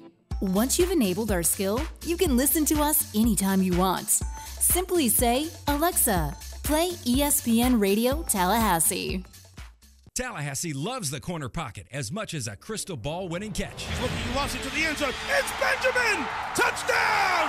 With 13 seconds left. The 97.9 ESPN radio special is a must-have every Monday and Wednesday at the corner pocket. 10 mouth-watering wings, a fresh side of fries, and a chilled domestic pint of beer are just $9.79 all day long. Be sure and try the fish blend of sauces, a true wing eater's favorite. The Corner Pocket Bar and Grill. He's gone! Home of Trivia Tuesday, Beer Bingo Thursday, and the daily $7.99 lunch special.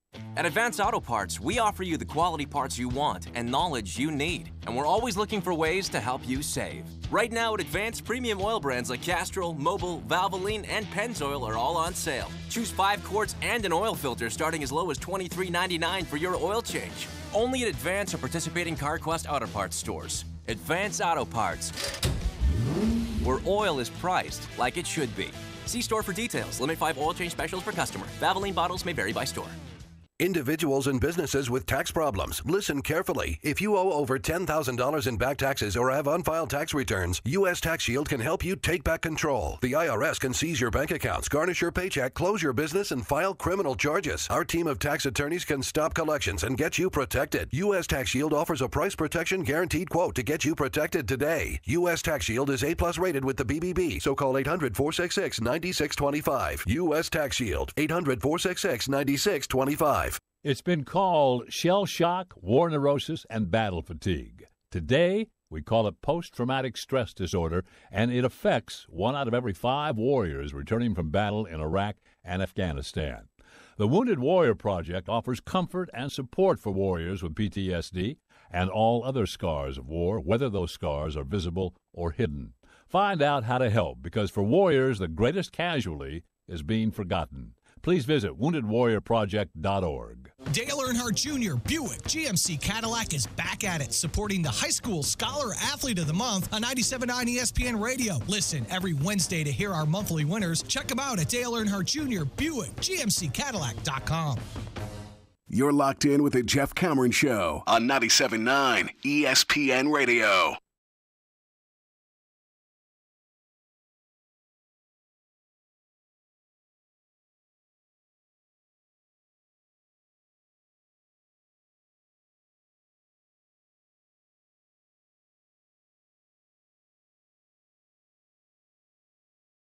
Show 97.9 ESPN Radio. Phil Mickelson, a winner again on tour for the first time since, 2013? Really cool stories going now before you play the audio of Phil. Just want to note that, you see Tiger Woods finished 12th a couple weeks ago. Now he's playing this week, the Valspar, first time in over 20 years, which is pretty amazing. He's that old that it's been that long. It's been that long. Yeah. It's crazy. I was looking at a picture of him playing at Valspar 21 years ago, which was the last time. It's probably the J.C. Penney at the time. The J.C. Penney Classic. I'm not kidding. That's what it used to be. That was a male-female LPGA PGA Tour event. Yeah. But we saw both he and Phil fall off. Obviously, Tiger's a little bit steeper of a drop, given the circumstances at the time. But significant. Yeah. but it's pretty cool as we watch his comeback and then have that merge with Phil Mickelson winning on Sunday. Again, his first tournament win since the British in 2013. I wasn't surprised to hear that was his first tournament win since 2013, but when you say it, when you apply it to the British, which we remember watching. Yeah. And what a performance that was, by the way. It was a back nine for the ages. Well, one of the greatest performances ever, and solidifying him as... The funny thing was he had to outpace Tiger, who was still good at the time. That's right. how long ago it was. Tiger was still good. So a 47-year-old now beating 23-year-old Justin Thomas, who's just straight jarring stuff from the fairway every other week these days when it matters. And while that is impressive to have the kind of steely nerves to hit those shots... I'm not a big Justin Thomas fan, so I could do without the luck of a guy jarring shots left and right from the fairway.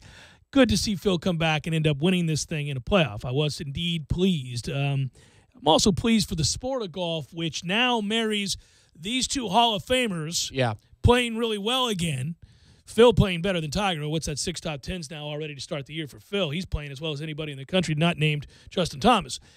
So you have this as we move towards Augusta.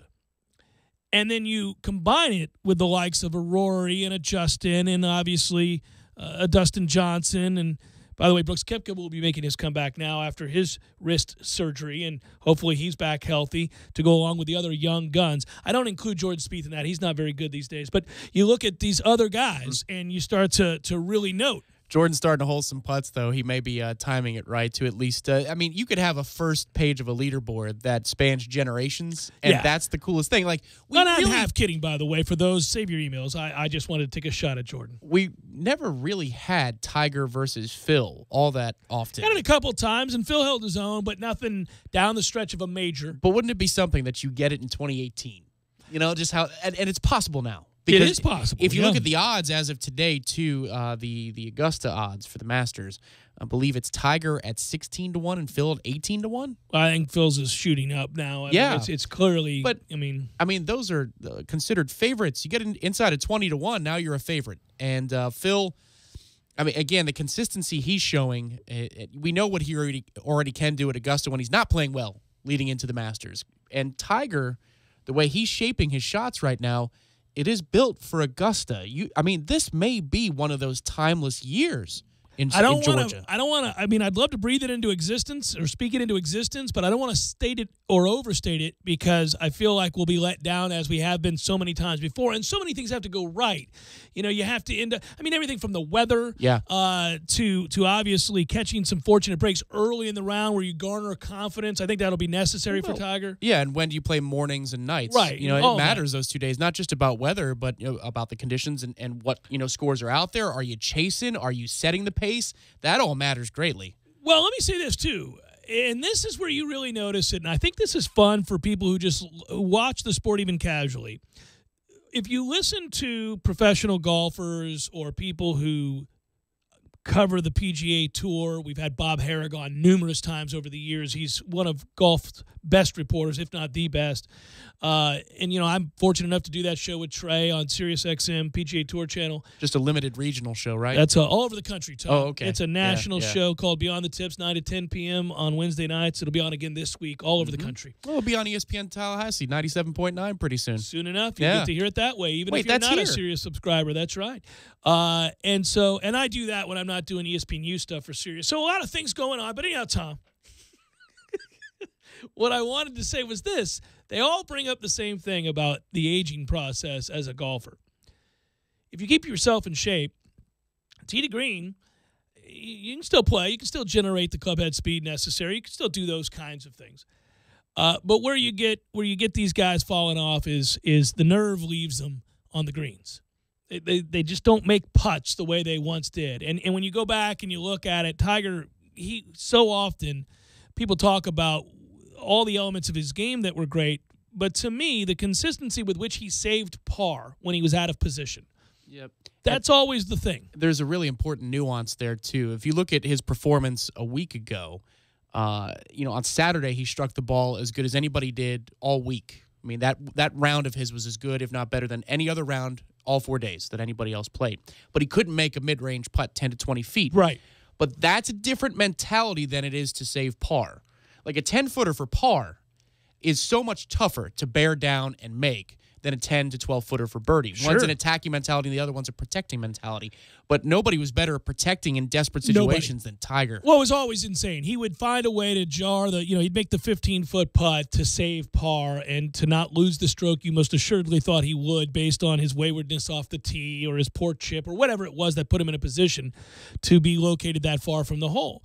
He did it more than anybody else, and thus, at the end of a tournament, when a guy wins a major by 2 or 3 strokes, and you go back and look at the par save on 12, the par save on 7, from behind the tree and the subsequent 27-foot putt that he made, or even the 9-footer that was slippery, or whatever it was, he did that more than anybody else. And you wonder, that's not likely to be there. It isn't there typically for veteran players. Now, one thing to say, though, I think Phil yesterday in winning as he did, and it was great to see, he got a little lucky. A couple of things seem to have occurred. First of all, obviously hitting people and having it go where it did was most fortunate, And then I actually think, oddly enough, those that made the point, I'm not the first to make it, don't want to take credit for it, but I also noticed it in the moment. When he was no longer leading, he relaxed more and began to just go for it. He played in a way that he knew he wasn't holding on to something. He was trying to get to something. And that is a different mentality, too, needing to make putts to get to a number, because Justin posted the number. Right, he's got 4 holes to play. He's got to get to a number. 2. Right. Yeah. That's different than holding on to a 2-shot lead coming down the stretch. Well, and one of them's a par 5, so now you just need one. And he even said that after the tournament. He's like, well, 15 was a par 5. I'm going to get that one. Right. So can you then give me the long one putt that goes to tie it up? Yeah, at 16. Once he relaxes. But what's crazy is he probably should have won this thing outright. He should have won this because thing. Justin goes 62, 64, which is absurd. Right. I mean, nobody does that. Yeah, he's 16 under for the weekend. Well, it's ridiculous. But Phil had one lip out or just miss on 17 in regulation. Then in 18, he's got 130 in, and somehow he hits an awful wedge shot and ends up 2-putting. Actually, that putt to force the playoff was far enough away from the hole that it would test your mettle a little bit. But even on 17, when they play the playoff hole, it lips out again. He's probably never wanting to see that hole the rest of his life. Again. He had 2 perfect putts, Yeah. and he came away with 0 makes in that moment.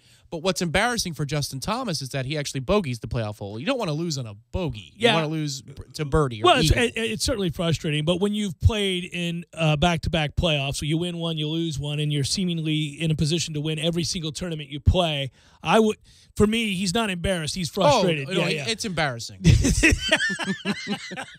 I mean, Phil should have yelled, "Get in the water" after his tee shot on 17. Yeah, I would have been all right with that too.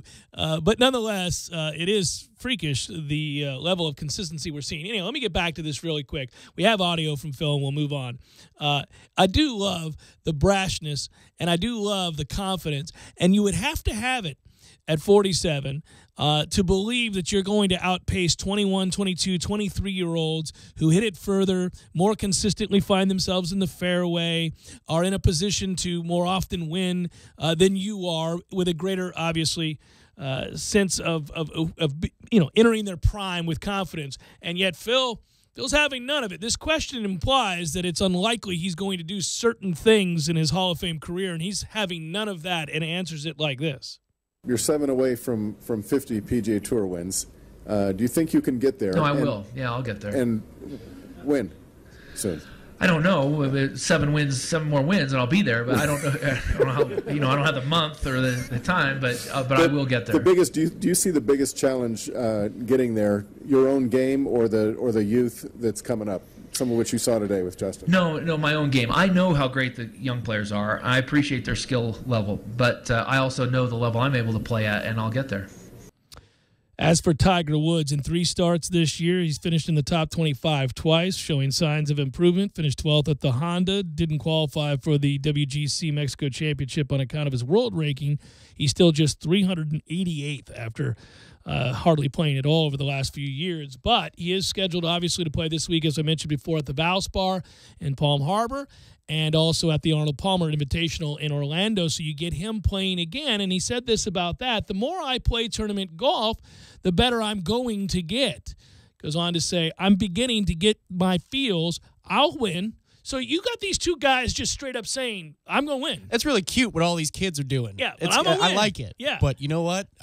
My best, I'll take my best over their best. It's just cool to watch, Age be man. damned. It's cool to watch, and we all want, and it's really good for golf, you really want those two guys in contention on a Sunday paired with one of the young guns. You know, if you somehow get a tournament that could be concluding on the back 9 at Augusta that sees Tiger Woods, Phil Mickelson, Justin Thomas, Jordan Spieth, Dustin Johnson, Rory McIlroy, any combination of that group somehow of 2 or 3 of those guys. Yes, sir. The funny thing is all of those guys are looking at Rory going, what in the world's wrong with you? Get it together, Rory. He's got to find a way to make putts, man. That's confidence. Yeah, he's been doing that for years. It's confidence, man. It's just, but you know, the game's there. I mean, it's right. I almost said so. Like we were just sitting here having a conversation. Well, I guess we are, aren't we? Yeah, it's Jeff Cameron Show, 97.9 ESPN Radio.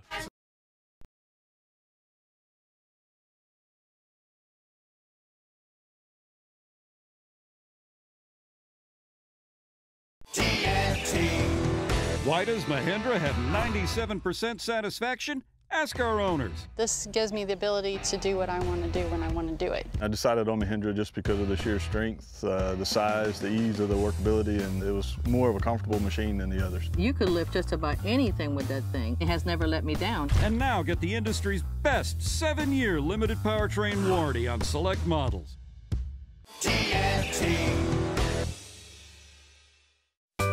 Sorry, boys, I did not have time to pack.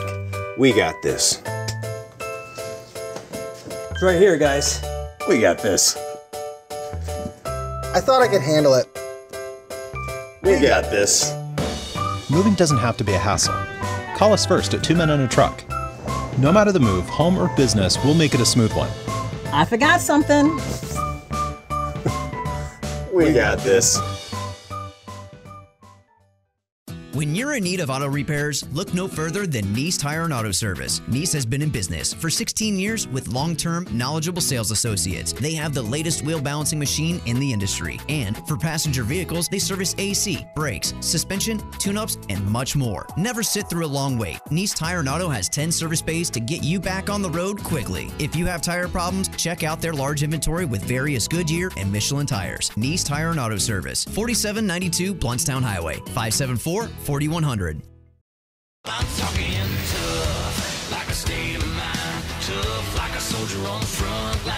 Tough when it gets rough, like my Ford truck. Always enough. I'm talking tough. Franklin Spring Creek Ford, the place to find your next truck in southern Georgia.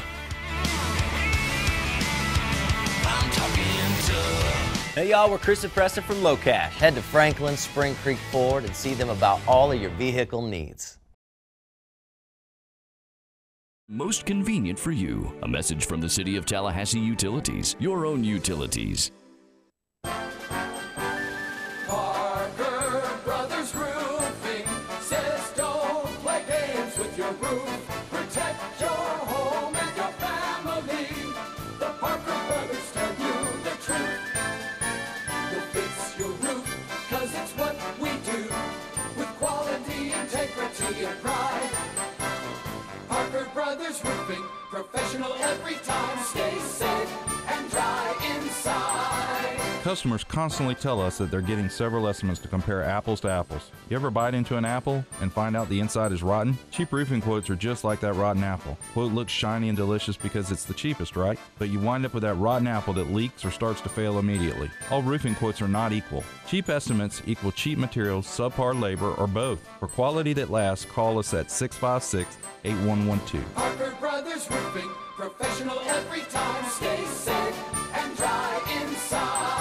License number CCC 049350. Hi, Chris Kraft for Kraft Nissan. Look around. That's right, you see Nissans everywhere. Tallahassee is officially a Nissan town, a Kraft Nissan town. Why? Because Kraft Nissan has the best pricing, the best selection, and the best buying experience in town. And at Kraft Nissan, you get the best value for your dollar. With more standard features, our exclusive and the original lifetime warranty, our easy choice menu that gives you a price and payment in writing, our new For You program that helps people with damaged credit. And now, till the end of the month, 2 years or 20,000 miles of complimentary maintenance with every new car purchase, plus $1,000 over book value for your trade. Best of all, my people are the best in the business. They will greet you with a smile and a handshake, and they will know your time is valuable. My managers are always accessible, and of course, you can always ask for me or my brother Peter. Bottom line, if you need a new or pre-owned car, you need to experience the Kraft difference. Great people, great product, great price, with the best car buying experience in town. Kraft Nissan on Mahan Drive between Academy Sports and Costco. And remember, if you don't see the Kraft tag on your car, you paid too much, way too much.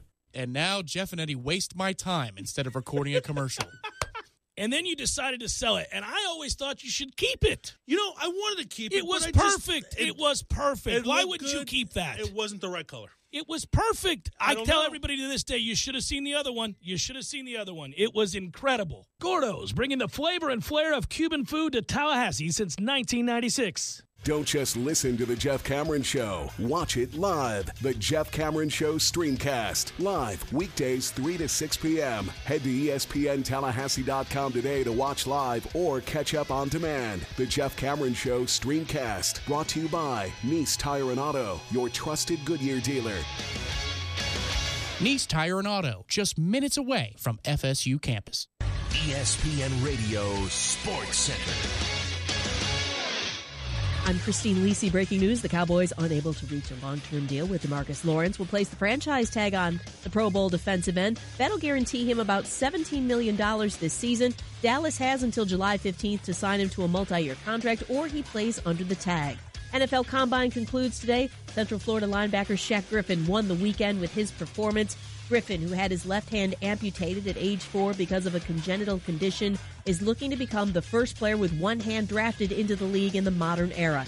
As long as he's drafted is all that matters to Griffin. I know what it's like for you to have to work hard and literally work from the bottom, and I never want to know where I'm going. I don't want to know how hard my job starts going. I want to know that I got to keep working because I got so much more to prove, and it's only the beginning. But we'll see. I mean, I hope to be blessed with any team that pick me up, no matter where I go.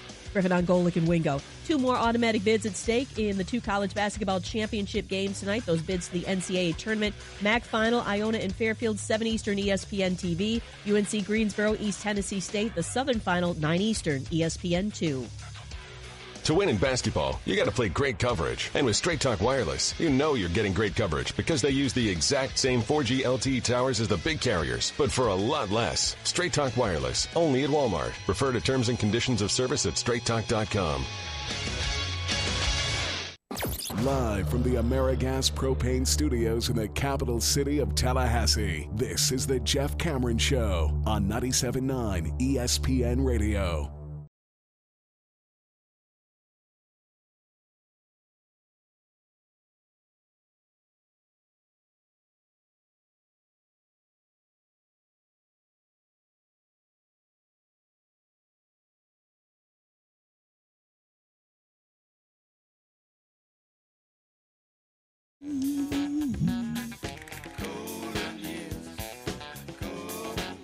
Watching the basketball tonight? Going to watch Iona?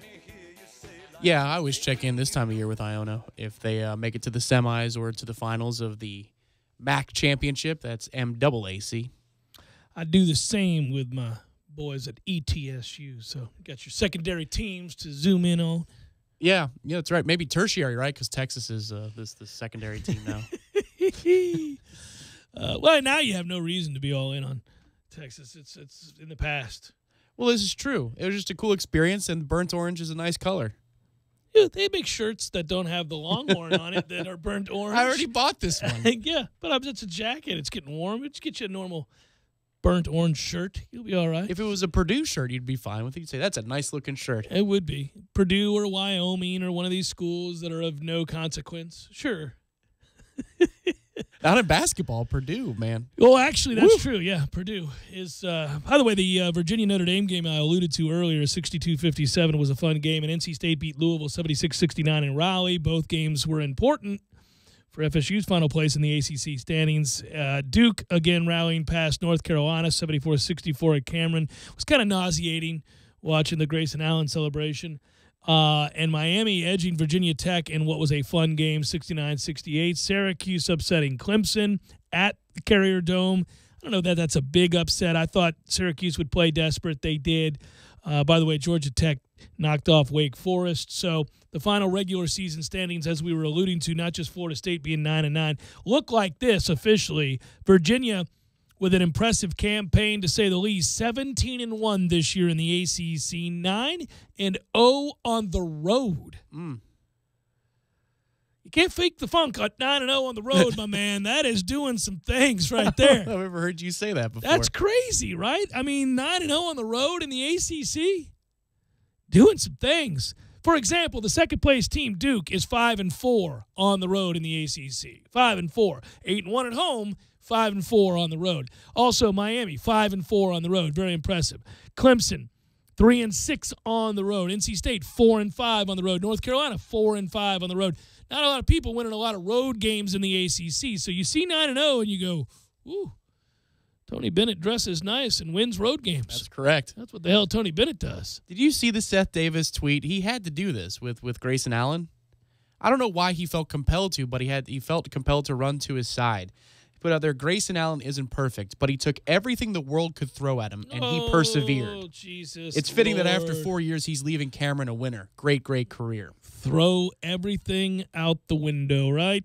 Let's just ignore that he brought all of that on himself, that he tripped people repeatedly. He took everything the world could throw at him, and he persevered. Are you kidding me? Been a tough life for Grayson. Oh, my God. Yeah, some Florida State students yelled F-bombs. Man, well, man. It was worse yelled at other places, although it doesn't excuse ours. No. Yes. Well, he threw himself into one of our coaches that night. Yes, and it was intentional. And, you know, our coach took the high road and said it wasn't. It was. It was obvious that it was. He was largely a clown show for the better half of his career. He has, of course, matured, as most young people do at some point in their college lives, and reached a point where he doesn't do dumbass things on the floor repeatedly. Great. That's not necessarily overcoming a lot. It's learning from past transgressions, repeated past transgressions that he was responsible for. It wasn't like something that befell him. You're the dumbass out there tripping people. You're going to be a national guy, and that's really going to – you feel compelled in that moment to write that. He must have been all caught up in his feels, as they say. I think so.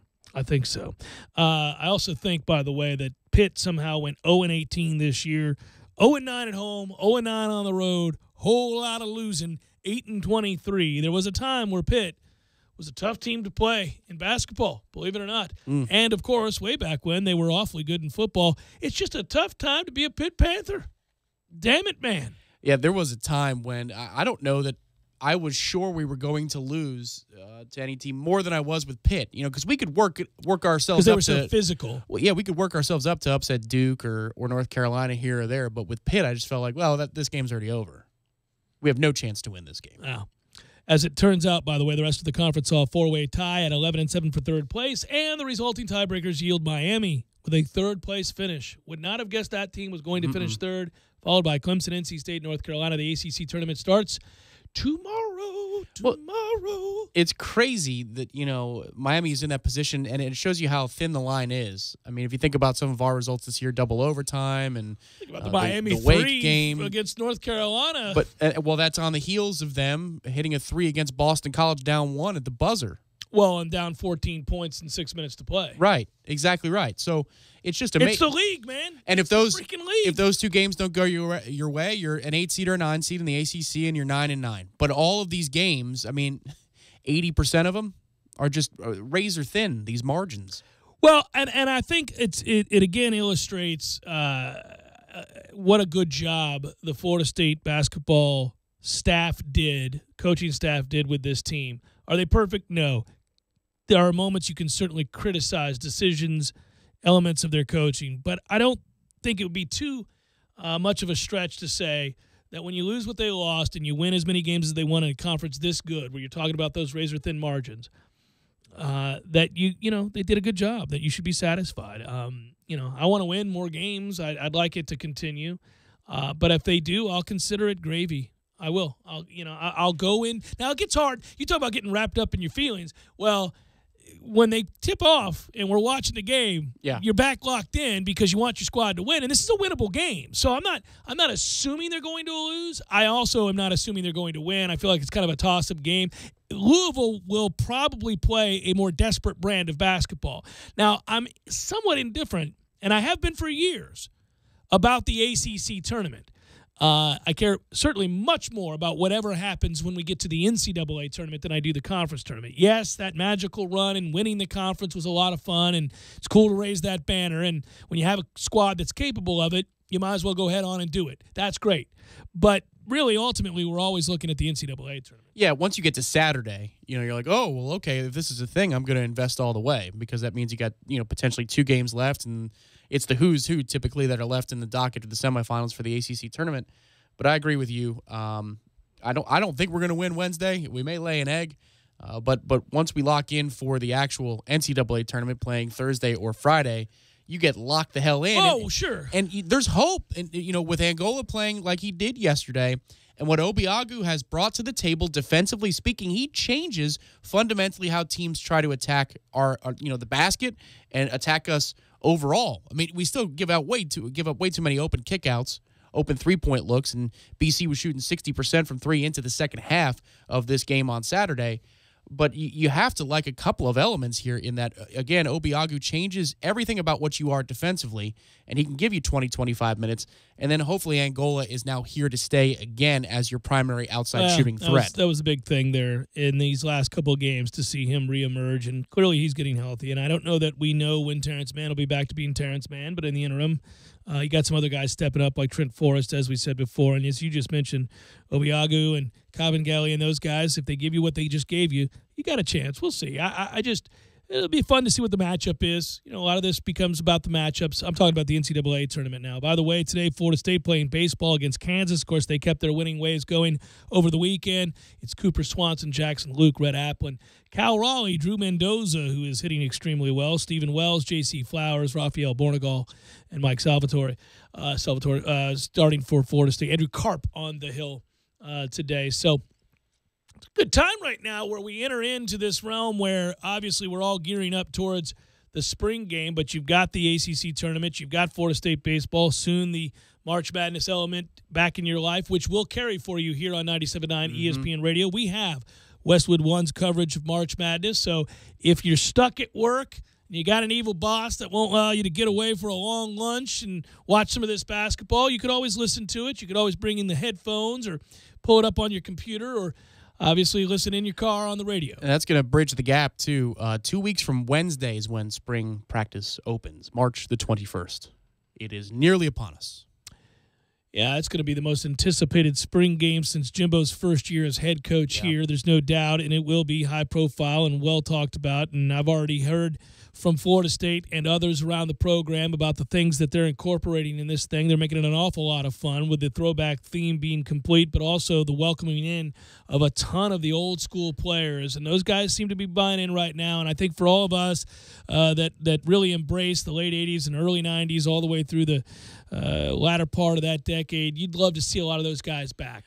There's no doubt. And the recent players, specifically one Cam Akers, the bug got me today. So I saw clips of Adrian Peterson because there was this viral tweet that went out that said, you can leave those Adrian Peterson comparisons alone. And it's a clip of him just dominating in college for 2.5 minutes, and they're breathtaking. After I was done watching that clip, I said, let me remind myself what Cam Akers looked like as a true freshman. And you found that. And then I thought about, obviously, what everybody's thinking about. What is he going to look like in this offense? And that's fun. That's fun to think about. Well, right, because you just saw another elite back at Oregon in this offense putting up ungodly numbers. So, you got a guy here, and you actually got a stable of guys that you feel very good about. Yeah. And what you're seeing as the year goes on, now that it's all one big picture, his vision and burst, his top-end speed, it looked like the confidence was there by the time we got to about November that took him over the top. And, this could be a fun year. By the end of the year, he certainly was a different-looking player, and he began to make better decisions, show that vision. And also, my favorite thing, which you can't teach for a running back, is he runs with reckless abandon, and he wants to run your ass over. Yeah. So I love when my running back wants to hurt defenders and looks to initiate contact if he has to and tries to blow up guys, because that's the best thing to watch, is the kind of violence a running back brings to the table, like my man William Floyd used to do. It's Jeff Cameron Show, final hour, forthcoming. Stay with.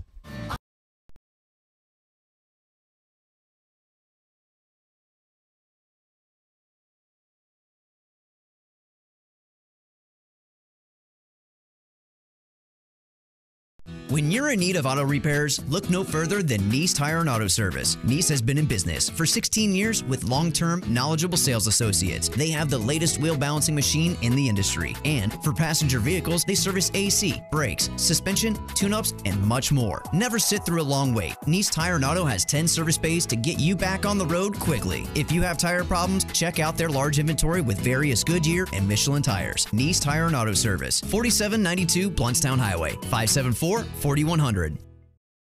TNT Supercenter is your one-stop shop for the largest inventory of golf carts and accessories, stocking over 150 new and pre-owned carts with prices starting under $2,000. Whether you're looking for a standard or custom golf cart, TNT has the perfect cart for you. TNT carries and services leading brands and a full line of premium Mad Jacks accessories. Stop by or call to find out about our zero-down, low-interest rate financing, free delivery, and rental programs. Visit TNTSupercenter.com. TNT. I'm talking tough, like a state of mind. Tough, like a soldier on the front line. Tough when it gets rough, like my Ford truck. Always enough. I'm talking tough. Franklin Spring Creek Ford, the place to find your next truck in southern Georgia. I'm talking tough. Hey y'all, we're Chris and Preston from Low Cash. Head to Franklin Spring Creek Ford and see them about all of your vehicle needs. Sorry, boys, I did not have time to pack. We got this. It's right here, guys. We got this. I thought I could handle it. We got this. Moving doesn't have to be a hassle. Call us first at 2 Men and a Truck. No matter the move, home or business, we'll make it a smooth one. I forgot something. We got this.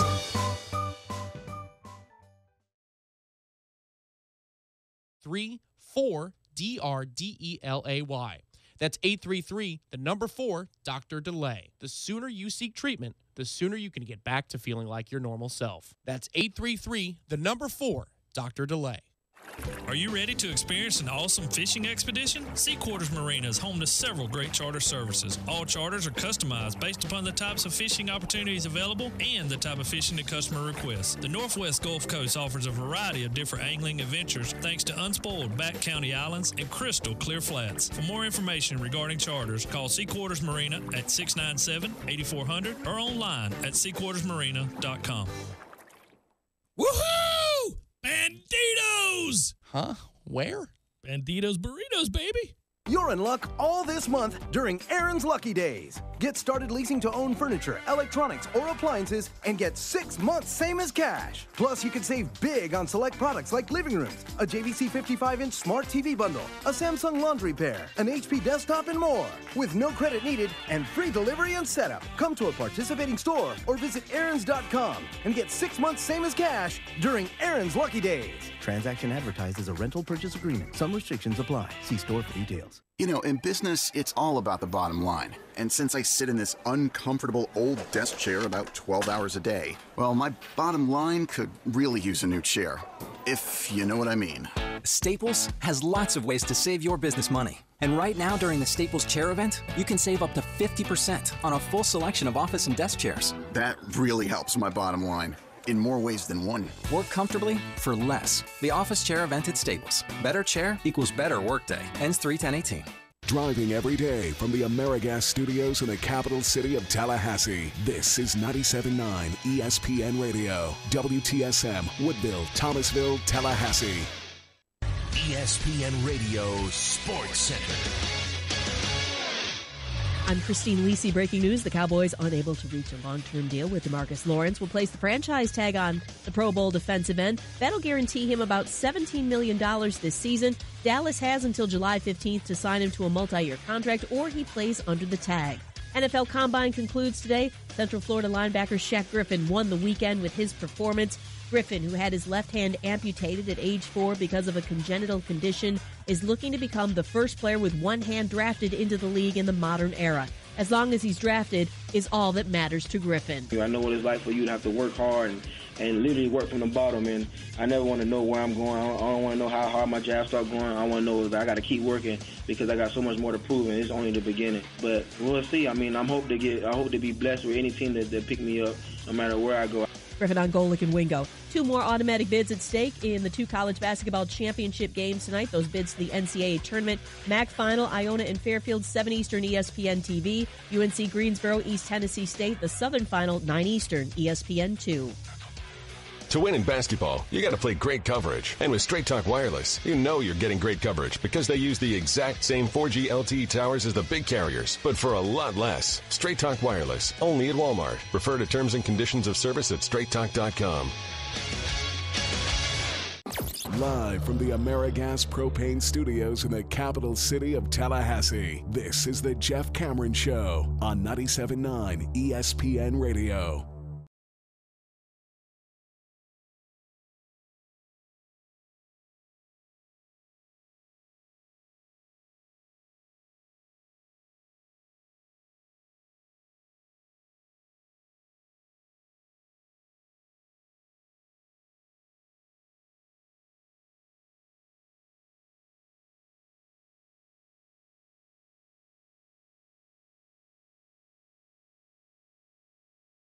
Final hour of the Jeff Cameron Show, at least for today. Thanks for tuning to it. I'm Jeff. That's Tom. We're online. ESPNTallahassee.com. That's where you go to listen live via the streaming.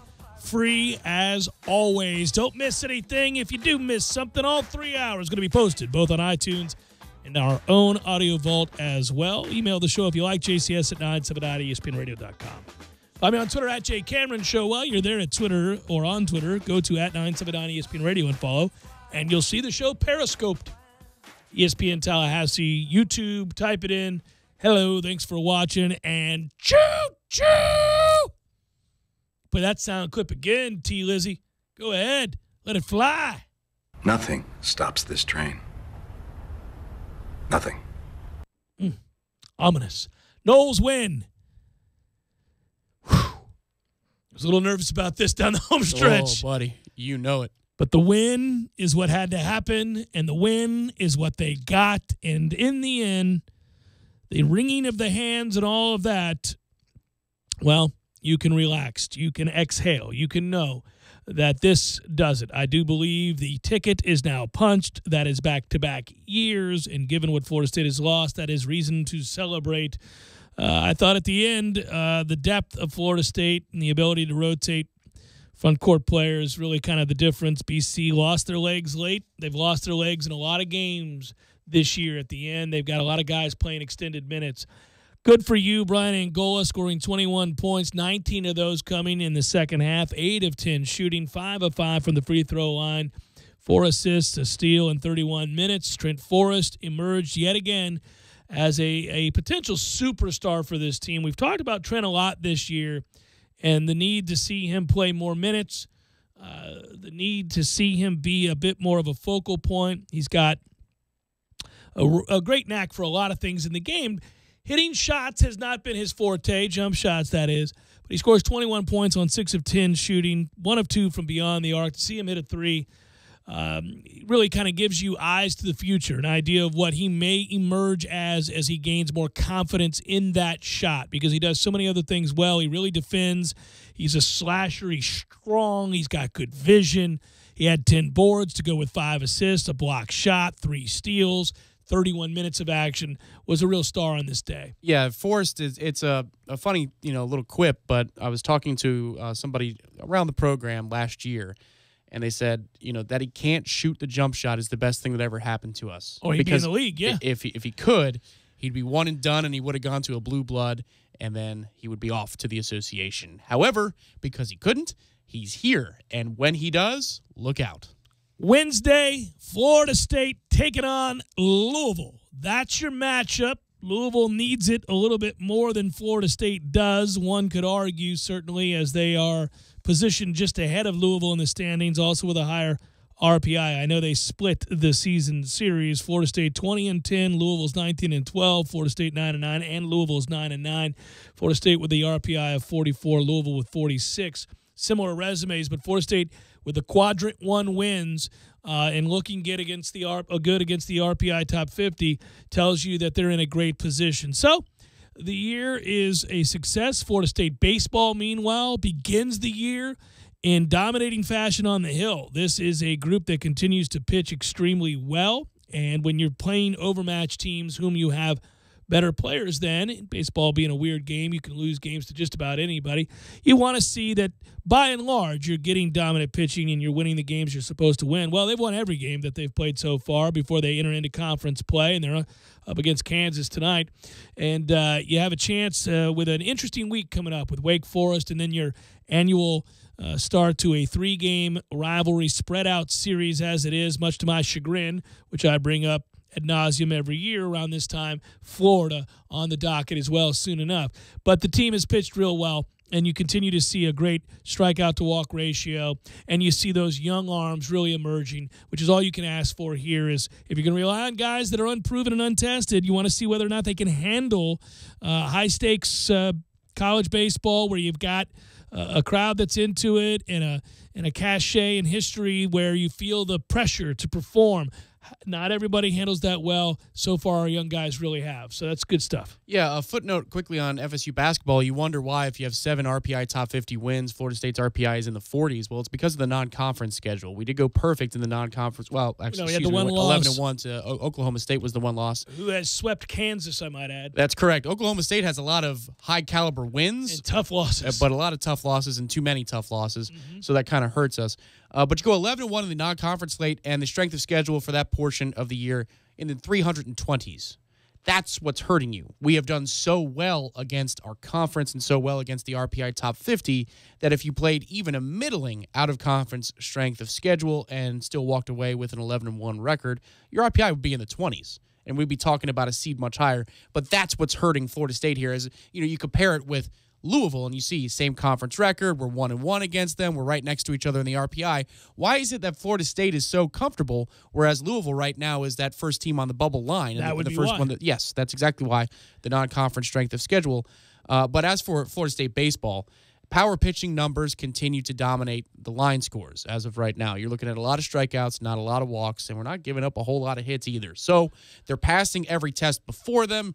The question is, as you're talking about, as the schedule gets tougher, all right, what kind of growth do we show? Yeah, and you thought you'd get good starting pitching before the year began. Of course, at that time, you were also thinking you were going to have Tyler Holton. But nonetheless, you loved the entirety of the rotation, and there were those that suggested it went even further down that list, of course, with Karp and Parrish and Sands and so many guys that you thought could really step up.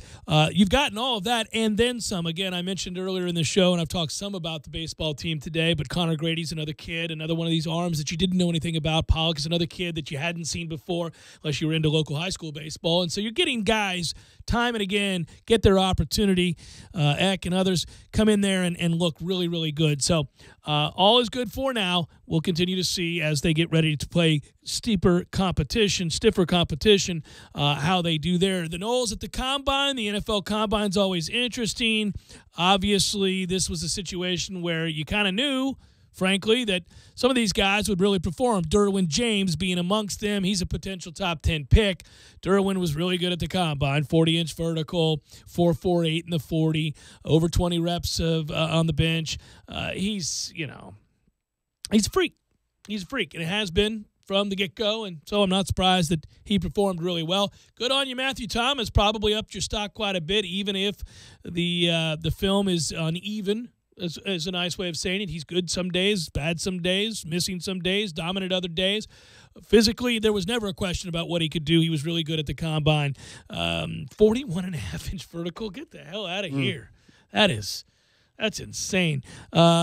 Jacob Pugh may have helped his stock as well. I mean, of course, Jacob's not a guy that performed much here, but he's a guy at 6'3", almost 6'4", big kid, 81-inch wingspan, top 5 in the vertical, top 10 in the broad jump. Wasn't the fastest guy in the world, but looked pretty athletic. It'll be interesting to see who the defensive player of the spring is this year, because we've had a few in past years that it just never materialized. Remember how much we were talking about Pugh and how much Jimbo was talking about Pugh? Yeah. I mean, Rick Leonard was the defensive player of the spring a couple of years ago. Basically, it's a curse. If you win defensive player of the spring, you're not going to be any good at all for us. Greg Dent was the offensive player of the spring a few years back, too. There you go. Don't want to win anything in the spring. No. Let's not be winning the big spring awards. It's not doing much for you. By the way, Tavares McFadden, woo. That's not what you do. The 4.67 40 will hurt your feelings. When you follow it up with a 4.76, that might hurt your feelings even more. May hurt your pocketbook. May require some teams to take a leap of faith that you can run it all. Yeah, when you have 7 different corners run faster than a 4.4 flat. Sweet Jesus. Right, and that's official. That's not, the unofficials, and we'll get these things laser timed and fixed. No, the official 40s. Yeah, this is not the year to run that number. No, sir. Well, no, and again, I mean, I mentioned it earlier, Josh Sweat. What does Josh Sweat weigh? 255, 260 pounds? Probably close to 260, yeah. He ran a 4.53. I mean, he would have smoked McFadden. If they were lined up next to each other, he'd have smoked McFadden. You'd have been like, well, good Lord, that's embarrassing. Can you cover Josh? That's really remarkable. Josh Sweat probably did more to increase his stock than anybody else for Florida State. I mean, again, when you consider that Derwin James was already considered to be a top 15 pick, you got to be looking at guys like Josh Sweat. By the way, the combine as a whole, a couple things here. Saquon Barkley is a freak. So whoever gets him's got themselves a stud running back to be that size and to run that 40 time. Some other guys that stood out, obviously, I'm a big proponent of the Bucs drafting at 7. If somehow they can get Quentin Nelson out of Notre Dame, that's who you need to get. He's a freak. Yeah. But I don't know. The Colts are talking about taking him, so we'll see. Harold Landry has looked really good. We know all about him. Maybe you could get him in a reasonable place. Well, Tom, now our heads are working in the same place. Well, we always liked him. Well, he's a player. We know our right tackle didn't like him very much. Molasses-footed. What right tackle really would like that guy, though? No, he's a player. In his defense. My favorite is your growing concern as we sat in the end zone watching Landry blow past a certain tackle repeatedly and you not being able to let that go. Like a casual mention is the best. You're like, well, we got a situation over here at right tackle, Jeff. We need to do something about that. And I go, yeah, he's really getting whipped. And then like 5 minutes later, well, that situation at right tackle is not a good one. We're gonna have to do something. But there's something, in my defense, we're not watching a high school football. You're not supposed to lose every play as an offensive lineman. No. And when it goes 80-90% somebody's way, and it's it might have been a higher percentage. I mean, he may have been 100% beat on every single snap. That's where it becomes notable. Yeah. That's when it's fair game. You're not supposed to lose every snap. It was funny. It was, And then by the 4th or 5th time that it happened when we had the ball, you go, well, are they going to get him out of there? This is ridiculous. He has been absolutely depanced on every single play. Yeah. It's a good cleanup of what I actually said. Yeah. Did you see the comparables of Saquon and what he does better than some of the NFL greats right now? He's a combine all-timer already. He does more bench presses this year than Joe Thomas did, 29 to 28. In the 10-yard split, which is the measurement of burst, that's really important. It's faster than Deshaun Jackson. No, I said Saquon Barkley's a freak. The numbers were absolutely extraordinary. His 40 is faster than Devin Hester, and his vertical is 2.5 inches better than Julio Jones. I mean, that's just dumb. Let Matthew get on the mic for a second. Matthew, lean over here and get on the mic. Tell me, I missed it. Tell me the Deion Sanders safety story. Just because Penn State's your other squad. The safety for Penn State. Troy Apke. He ran a 4.35, I think. 4.35? And Dion said, "That's surprising. You know why it's surprising, but I can't say it on TV. That boy can run." Yeah, he's white. That's why. I got to give Dion credit. To go there is funny. Yeah. Because he knows everybody in the building is thinking it. So Penn State's got a guy in the secondary, a white guy, running 4.35, and Dion goes, "Well, that is surprising." Yeah. You know why that's surprising. But I can't say it, which is he's saying it. I wish he did, but it's right. Hey, it's cool to be fast these days, So with McCaffrey and now this guy, we're coming for you, man. The white man speed. Wait till you see that 43-inch vertical someday. It's coming. Oh, my goodness gracious. Yeah, once every 4 years, you get a white guy that ran track and runs out there at 4.26, and everybody goes, "Well." See? And it's just funny to hear everybody have to talk about it in an uncomfortable way. He is very fast. I don't know that I saw that coming. Nothing ever good happens for us, Jeff, so our day is coming soon. But that's the best. It's like, well, he is a little bit faster than you'd think. I love the code words and the language surrounding. Like, faster than he looks. Oh, really? He's faster than he looks, is he? I got you. Jeff Cameron Show, 97.9 ESPN Radio. Before we go to break, why don't I tell you this? You want to go see the Harlem Globetrotters, don't you? Actually, if you got kids, you should. It's fun. I brought my kids to it. Pair of tickets right now to the Harlem Globetrotters. Actually, let's give away 2 pairs. Caller 2 and caller 4 win a pair of tickets to the Harlem Globetrotters. When's the event, Tom? The event's tomorrow night. You're damn right it is. So pick them up tomorrow at the office. We'll be around here from 10 to 6. 523-3776. 523-3776. Harlem Globetrotter tickets to callers 2 and 4. Do it up.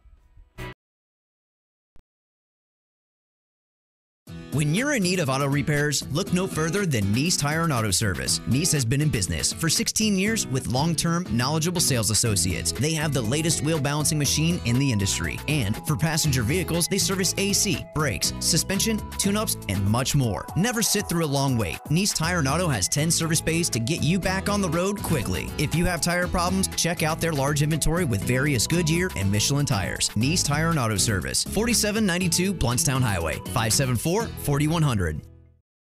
TNT Supercenter is your one-stop shop for the largest inventory of golf carts and accessories, stocking over 150 new and pre-owned carts with prices starting under $2,000. Whether you're looking for a standard or custom golf cart, TNT has the perfect cart for you. TNT carries and services leading brands and the full line of premium Mad Jacks accessories. Stop by or call to find out about our zero-down, low-interest rate financing, free delivery, and rental programs. Visit TNTSupercenter.com.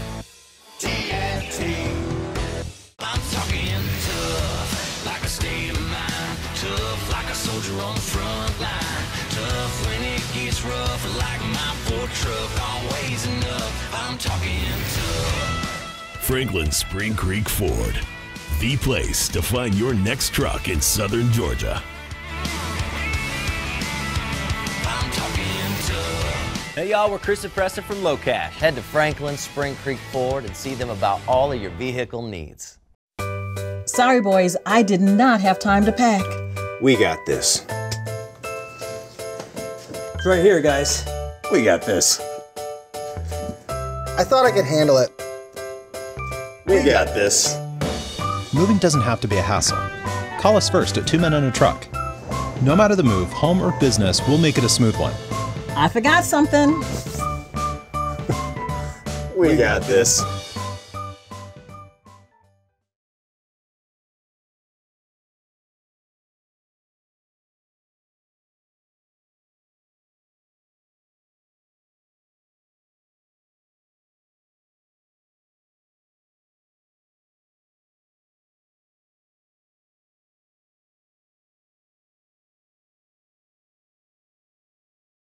Alexa, play ESPN Radio Tallahassee.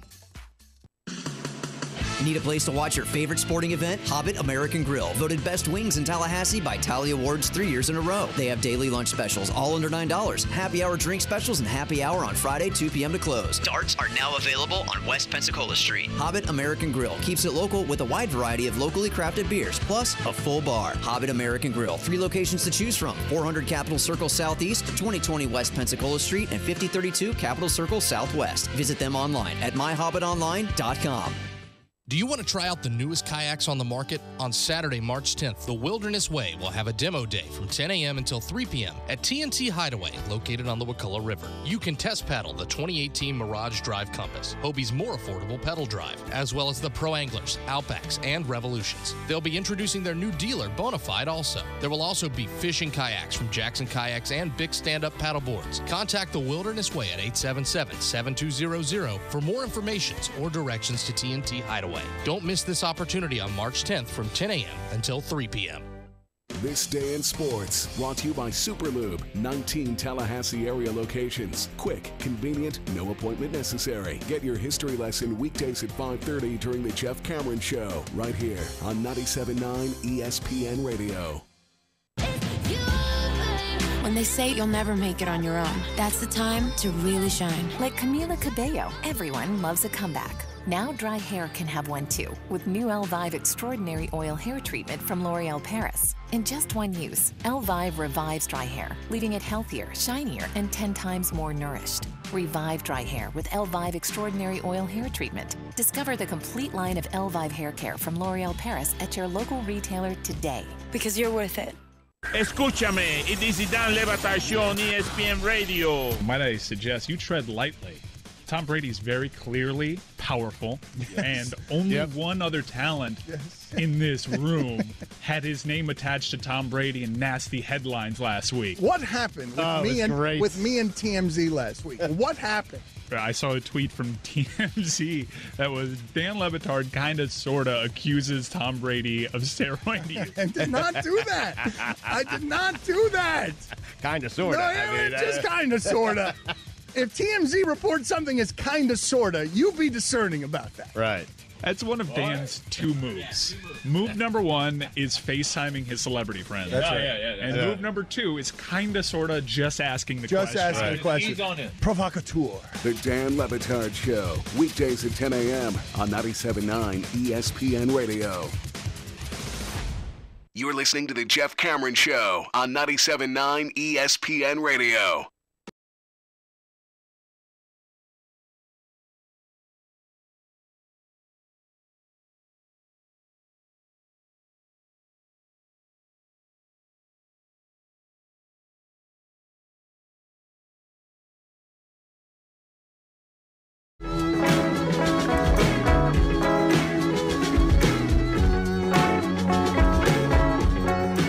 Jeff Cameron Show, 97.9 ESPN Radio.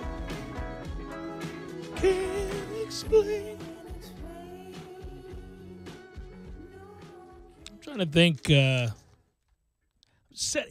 I love when you get to set the clock by game after game after game.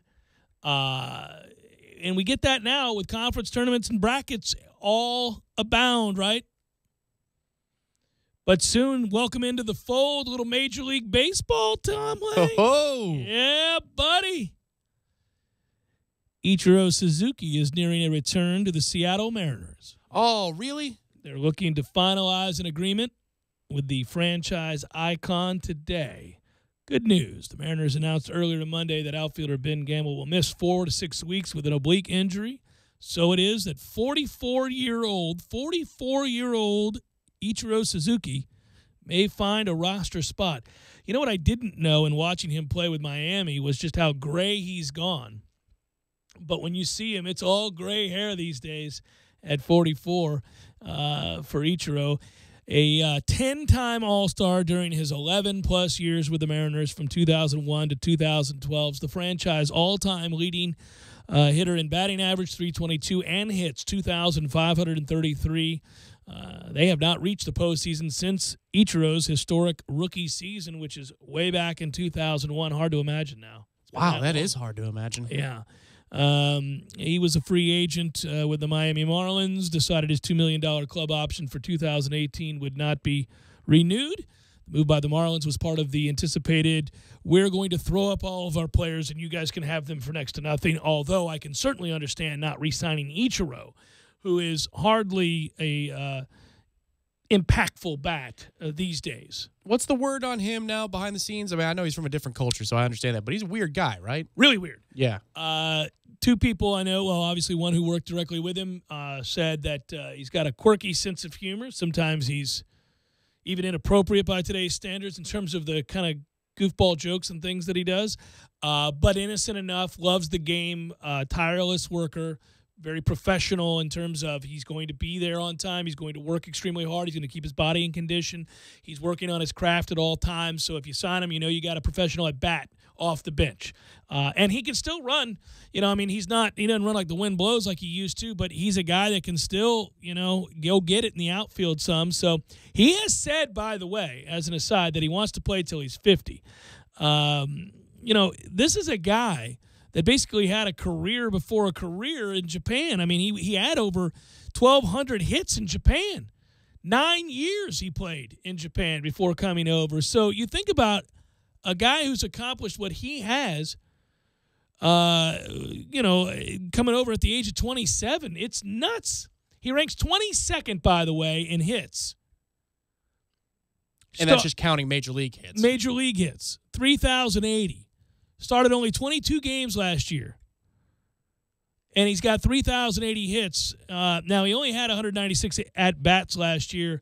But anyhow, pinch hitter with and set a career high in pinch hitting appearances, 109 last year. Yeah, it looks like just a pinch hitter. I just pulled up his numbers just to see what he was slugging. I mean, he's never going to slug a lot. No. But, I mean, he slugged a cool 318 last year. No. So. His time is about up. I mean, look, he was hitting 202 last year in July. That's what he was hitting. But then, by the way, the rest of the way he did hit 315 and ended up upping that thing to over 250. So, I mean, look, again, a pinch hitter off the bench, a pinch runner here and there, whatever that is. I'd love to see it. I don't think he's going to make 50. You know how good he is? I'm just looking at these numbers.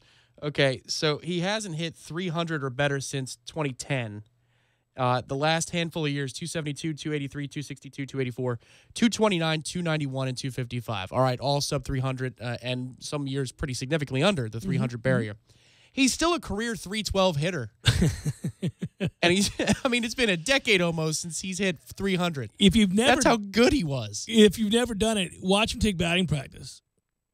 It's kind of fun. He's one of those guys that is kind of a magician, right, with the bat, in that he can go to all fields with just a tilt, just like a change, and with power, like line drives. It's fun to watch. It's just absurd. I mean, you're going on 8-9 years without breaking a certain barrier, and that only affects your average so much as to bring you down to a cool 312 hitter. I mean, his on base was never astronomical, but he sees the ball and he hits the ball. If he walked, I mean, you know, you'd see that. That's why he was never a candidate to hit 400. Correct. Everybody loved him as a hitter and contact and the speed and out of the box from the left side and all those things, which, you know, here's a guy with, you know, getting over 200 hits every year. But here's the thing. His on-base percentage was almost solely dependent on what his, you know, batting average and balls put in play were. You know, I mean, he had to get hits. By the way, so giving away more tickets. All right. 2 tickets for an event this Friday at 8 o'clock. That's Brad Paisley. I take it's a country guy. Yeah. So there you go. If you're into that sort of thing. The TLC Double C, Brad Paisley's going to be here. There you go. All right. If that's for you, we're going to give away 2 pair right now to Brad Paisley. That's this Friday, 8 o'clock, 523-3776. What, you want to give 2 pair or 1 pair? 2 pair. 2 pair? Yeah, let's do it. Callers 2 and 3? Sounds good. Callers 2 and 3, you get to see the big Brad Paisley show over there at the Civic Center. 523-3776.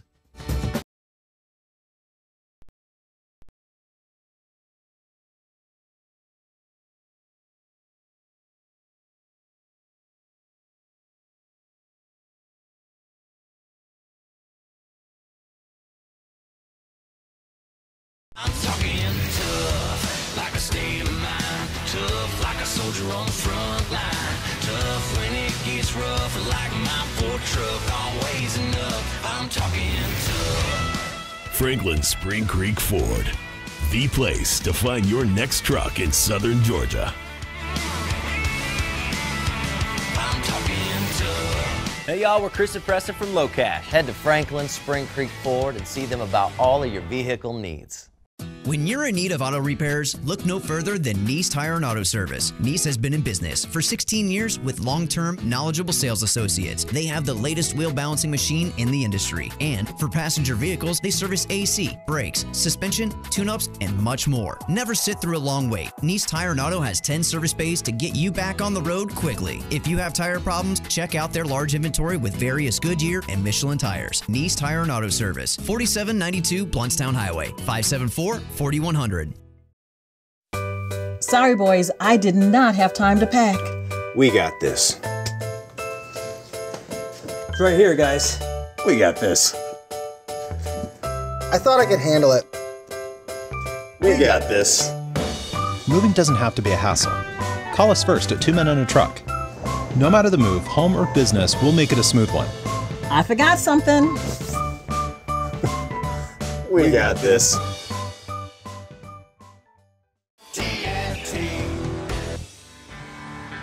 Smoother, bolder, sharper, comfier, smarter, fiercer, tougher, stronger, longer, greater, prouder. Gravely zero-turn mowers.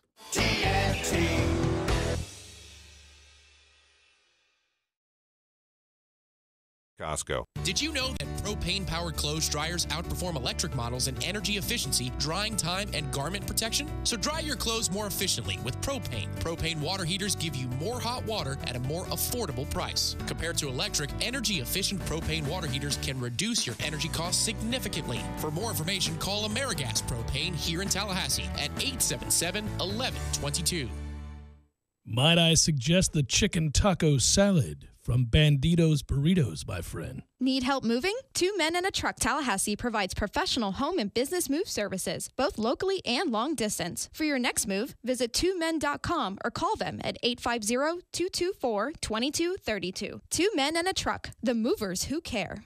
By the time that we got up there, his room was filled with smoke. The wind had blown and drifted the snow up against the side of my house, blocking the exhaust from my furnace. I heard the smoke alarm going off in my friend's apartment. Without the kid's smoke alarm, my son would not be here today. And had it not been for that carbon monoxide detector, they would come to school and not have their teacher there. I grabbed my fire extinguisher and put out the fire. Kidda makes technology that saves lives. Get these essential products at the Home Depot. You're in luck all this month during Aaron's Lucky Days. Get started leasing to own furniture, electronics, or appliances and get 6 months same as cash. Plus, you can save big on select products like living rooms, a JVC 55-inch smart TV bundle, a Samsung laundry pair, an HP desktop, and more. With no credit needed and free delivery and setup. Come to a participating store or visit Aaron's.com and get 6 months same as cash during Aaron's Lucky Days. Transaction advertised as a rental purchase agreement. Some restrictions apply. See store for details.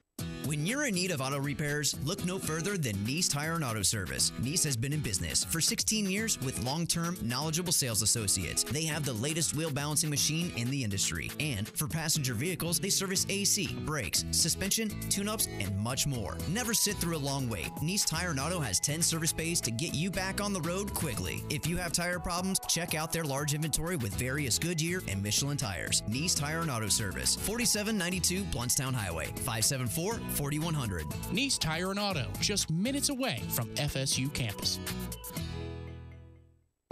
Live from the AmeriGas Propane Studios in the capital city of Tallahassee, this is the Jeff Cameron Show on 97.9 ESPN Radio.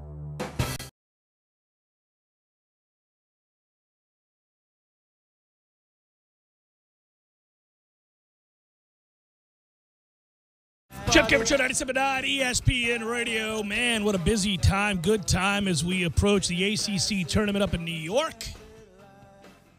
As I expressed earlier, I don't have real high hopes. But I don't care about the ACC Tournament unless we have a chance to win it, Tom, which we don't.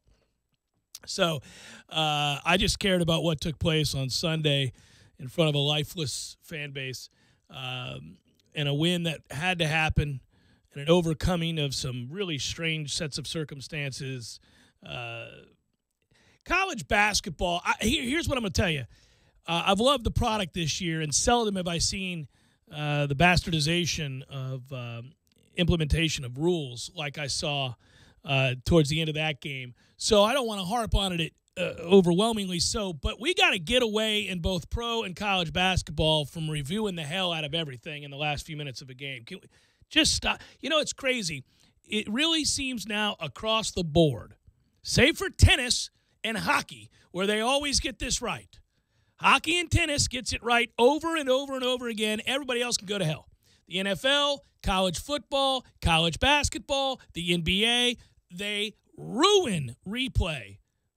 And I think to some degree, they over-legislate it. And that is the hardest part. I will say that hockey is starting to allow the craze and the other big sports to make their way, to make its way into a sport that's been good forever and a day. Really good about it, The goaltender interference thing is now a coin flip. It's kind of like an NFL catch. And then now they have offside reviews, which they're cleaning up. Next year, they're going to clean it up to a point where it's a can't-miss thing, but that's been a problem of late, too. But goalie interference has been problematic. And it's the same thing across all the sports. It's what it was on Saturday. It's sitting around for 5 minutes and staring at flow. You ruin flow for the players, for the fans. The rhythm of the game is lost, and what they're reviewing and why. Well, they're talking. How long can you possibly talk after you looked at the monitors? No. It is very difficult to watch play out. And, you know, again, people get agitated if you complain about officiating. I have, by and large, over the years, not done it. I have a little bit this year because I've seen 2 instances where I thought it was necessary to bring up the fact that these officials really went about the process of ruining and entertaining an exciting basketball game at the end. 30 minutes worth of reviews in the final few minutes of that game. It's just, there's no way that you can complete, and remain intact the flow of a game with that kind of interruption. And it's really a shame for both sides. Now, obviously, there were some things that affected Florida State negatively, but I really thought it was a shame for both sides. It was ridiculous. Agree. Yes, but if you're up 4 and you have the ball, and then we're whistling here about a flagrant. Well, the flagrant and then the idiotic charge call and an attempted three-point shot. What the hell are we doing here? To me, the number one is you have the ball in their half of the court. Like, we've moved the ball up the court. Kids heard baseline, you stop play, and then we're going to award them 2 shots plus the ball on a flagrant when we have the ball up 4. I mean, oh yeah, no, it looked funny. It's the kind of thing that allows for people to embrace conspiracy theories over and over and over again. Well, admittedly, Tom, I was thinking, what's going on here? Right. Who did we anger in the home office? Like, what instruction? Because BC's got no pull in the ACC. It's Boston College. If that were happening against Duke or Carolina, you might have had a riot. Right, and there's nothing happening, for BC in terms of postseason play either. This isn't like we need it or they need it, and either one of us is going to get it. Yeah. There was nothing. It was weird. But then you have the flagrant on them at the end, and I found that really interesting because the number was 9, and it gets the number to 9, and Forrest actually misses one of the free throws, which could have pushed it to 10. And I thought with the amount of time left on the clock in that situation, it is awfully interesting that you're going to give us 4 free throws in a moment where, you might be able to get to the other side of the number. Yeah, but again, I don't think that's the kind of thinking you allow for, though, the moment you do this kind of crap. But basketball as a sport does that. I really think that it is inherent to the sport more than most. And it's frustrating because I don't like when my mind goes there. But it went there.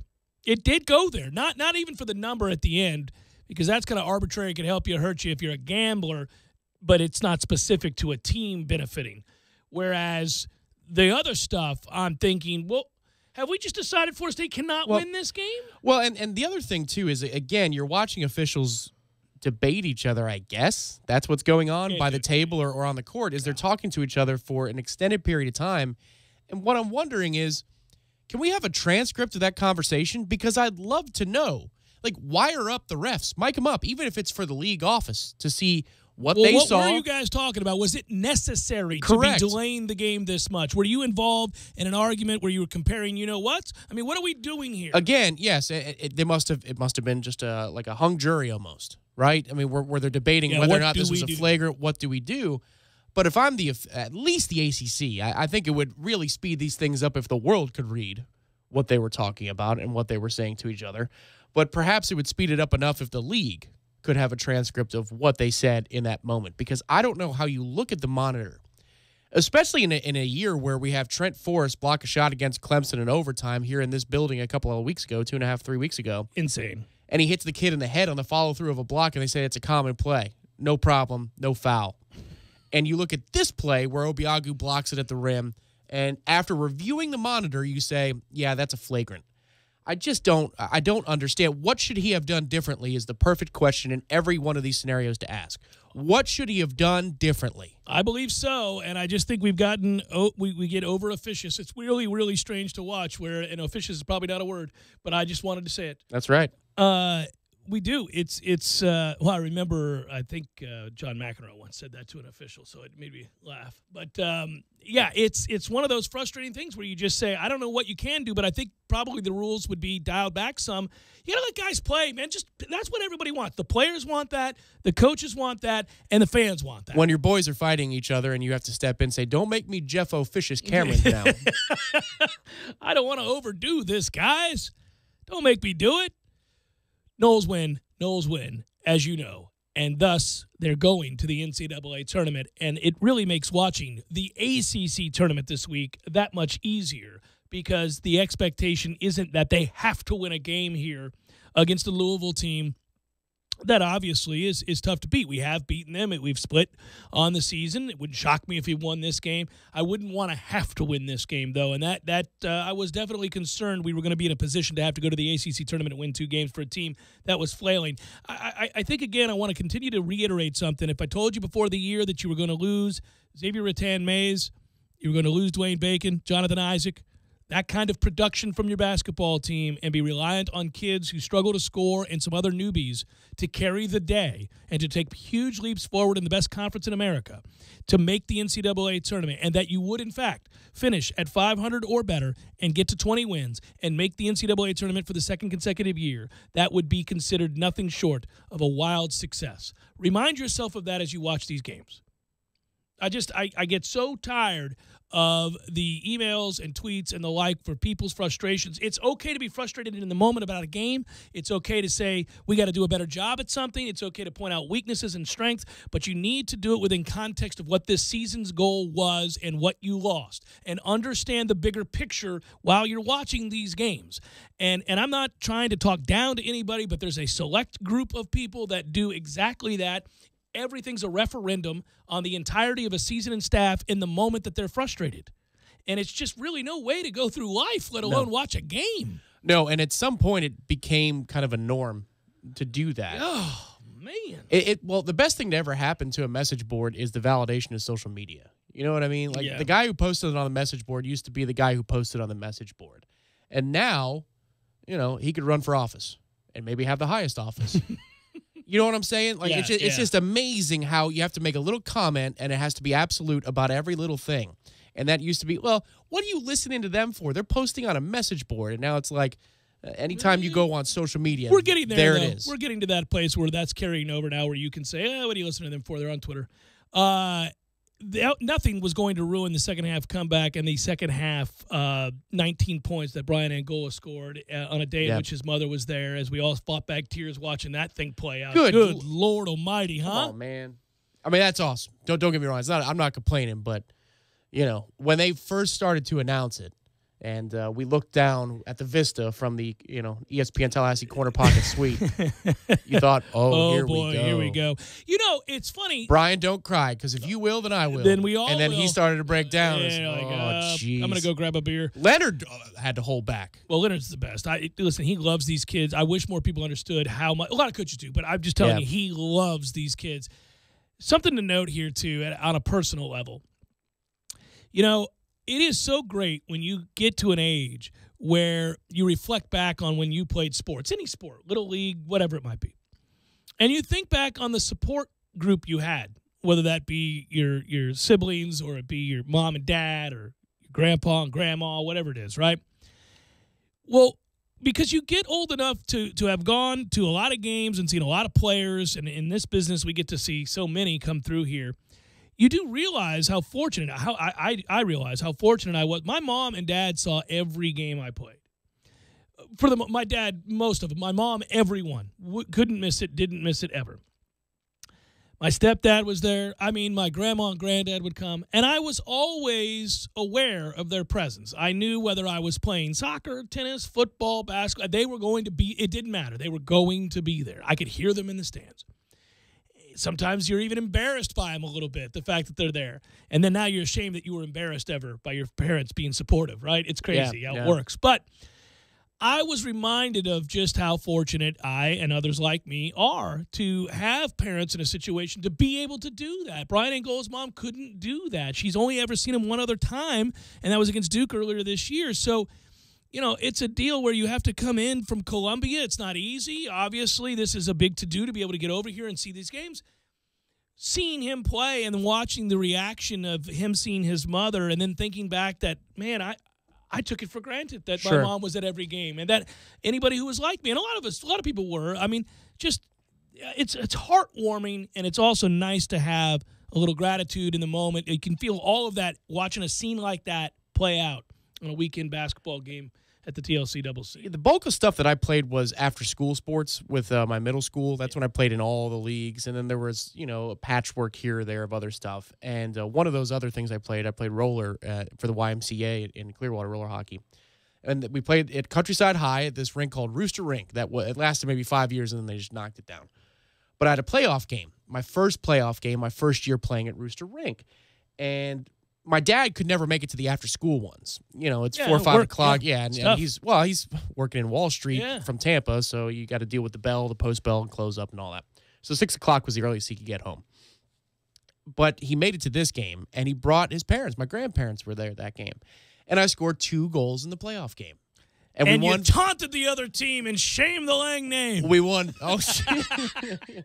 We won 5-3, but I scored 2 goals in that game. The difference maker. Right. Well, I didn't score very many goals. I was more of a defensive player. But they decided, hey, let's get some greasy ones. Get up there, Lang. Get around the net. And take the slashes to your shins and all that kind of stuff. Yeah. I'll wear it. I did for 2 goals.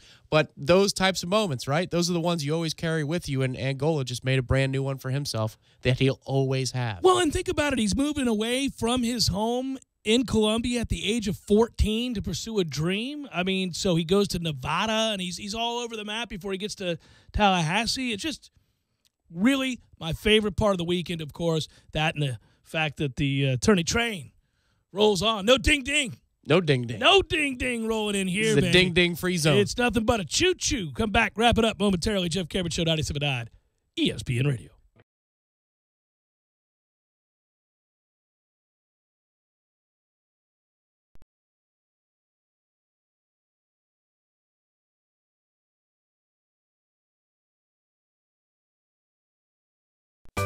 Sorry, boys, I did not have time to pack. We got this. It's right here, guys.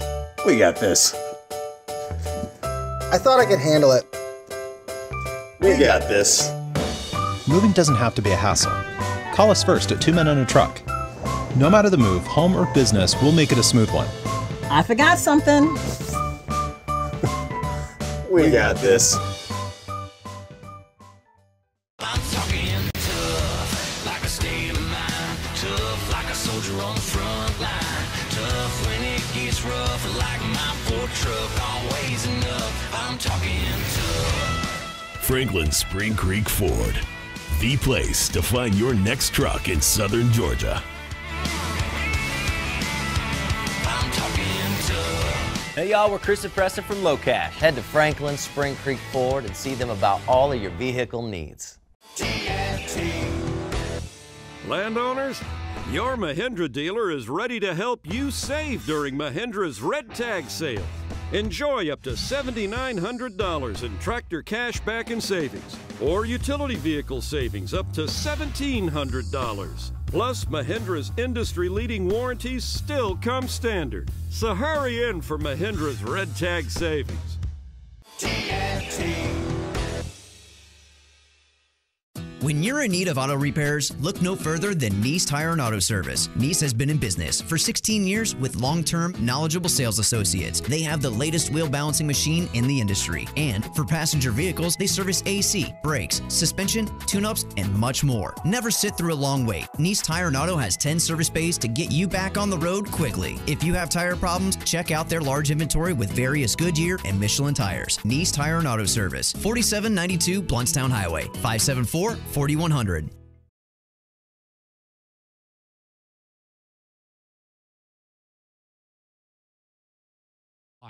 That's 833, the number 4, Dr. Delay. The sooner you seek treatment, the sooner you can get back to feeling like your normal self. That's 833, the number 4, Dr. Delay.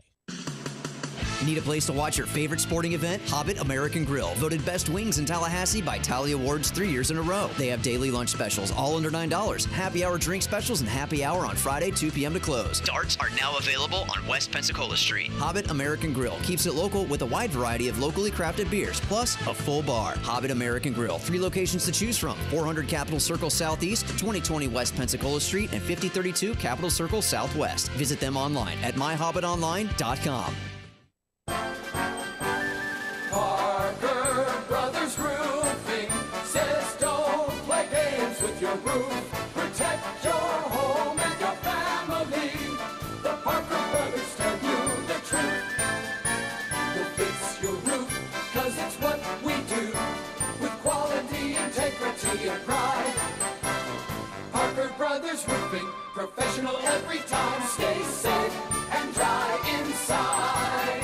Hey, this is Travis with Parker Brothers Roofing. No one besides us wants to hear that you need a new roof. It's one of the biggest home improvements you have to make, and Parker Brothers Roofing understands. We now offer financing for 0% over 60 months. Yes, that's 5 years. Call us today for 5 years interest-free financing on that new roof. 656-8112. That's 656-8112, or go to parkerbrothersroofing.net. Parker Brothers Roofing, professional every time. Stay safe and dry inside. License number CCC 049350. This is the Jeff Cameron Show on 97.9 ESPN Radio.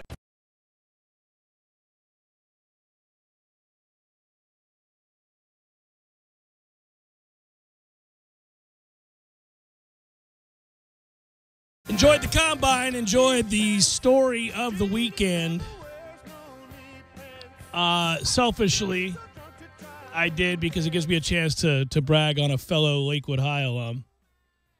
But I don't want to be the jaded guy, because I know what the media is going to do. We're going to get beat over the head with this, but it's just a great story, and we should continue to talk about it. It's our shelter from the storm, brought to you by our friends at Parker Brothers Roofing.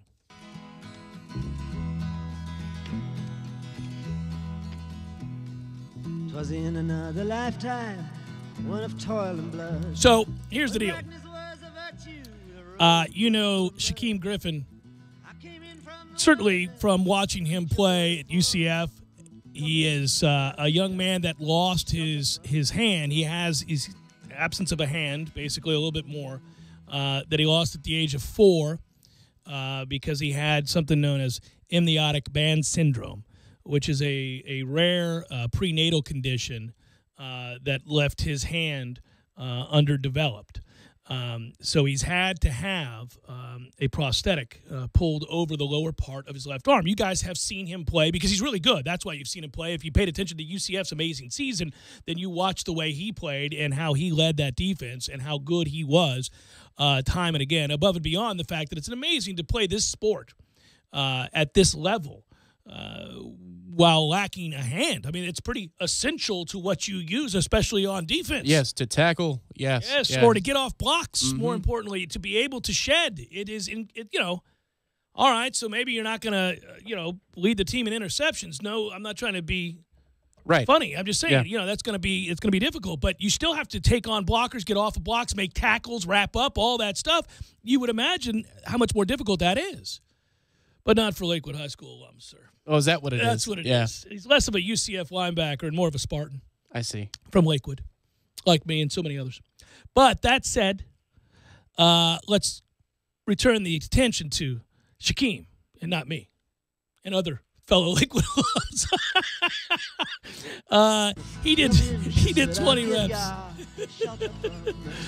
Parker Brothers, Shelter from the Storm. Shakim Griffin, 225 pounds on the bench press, did it 20 times. 20.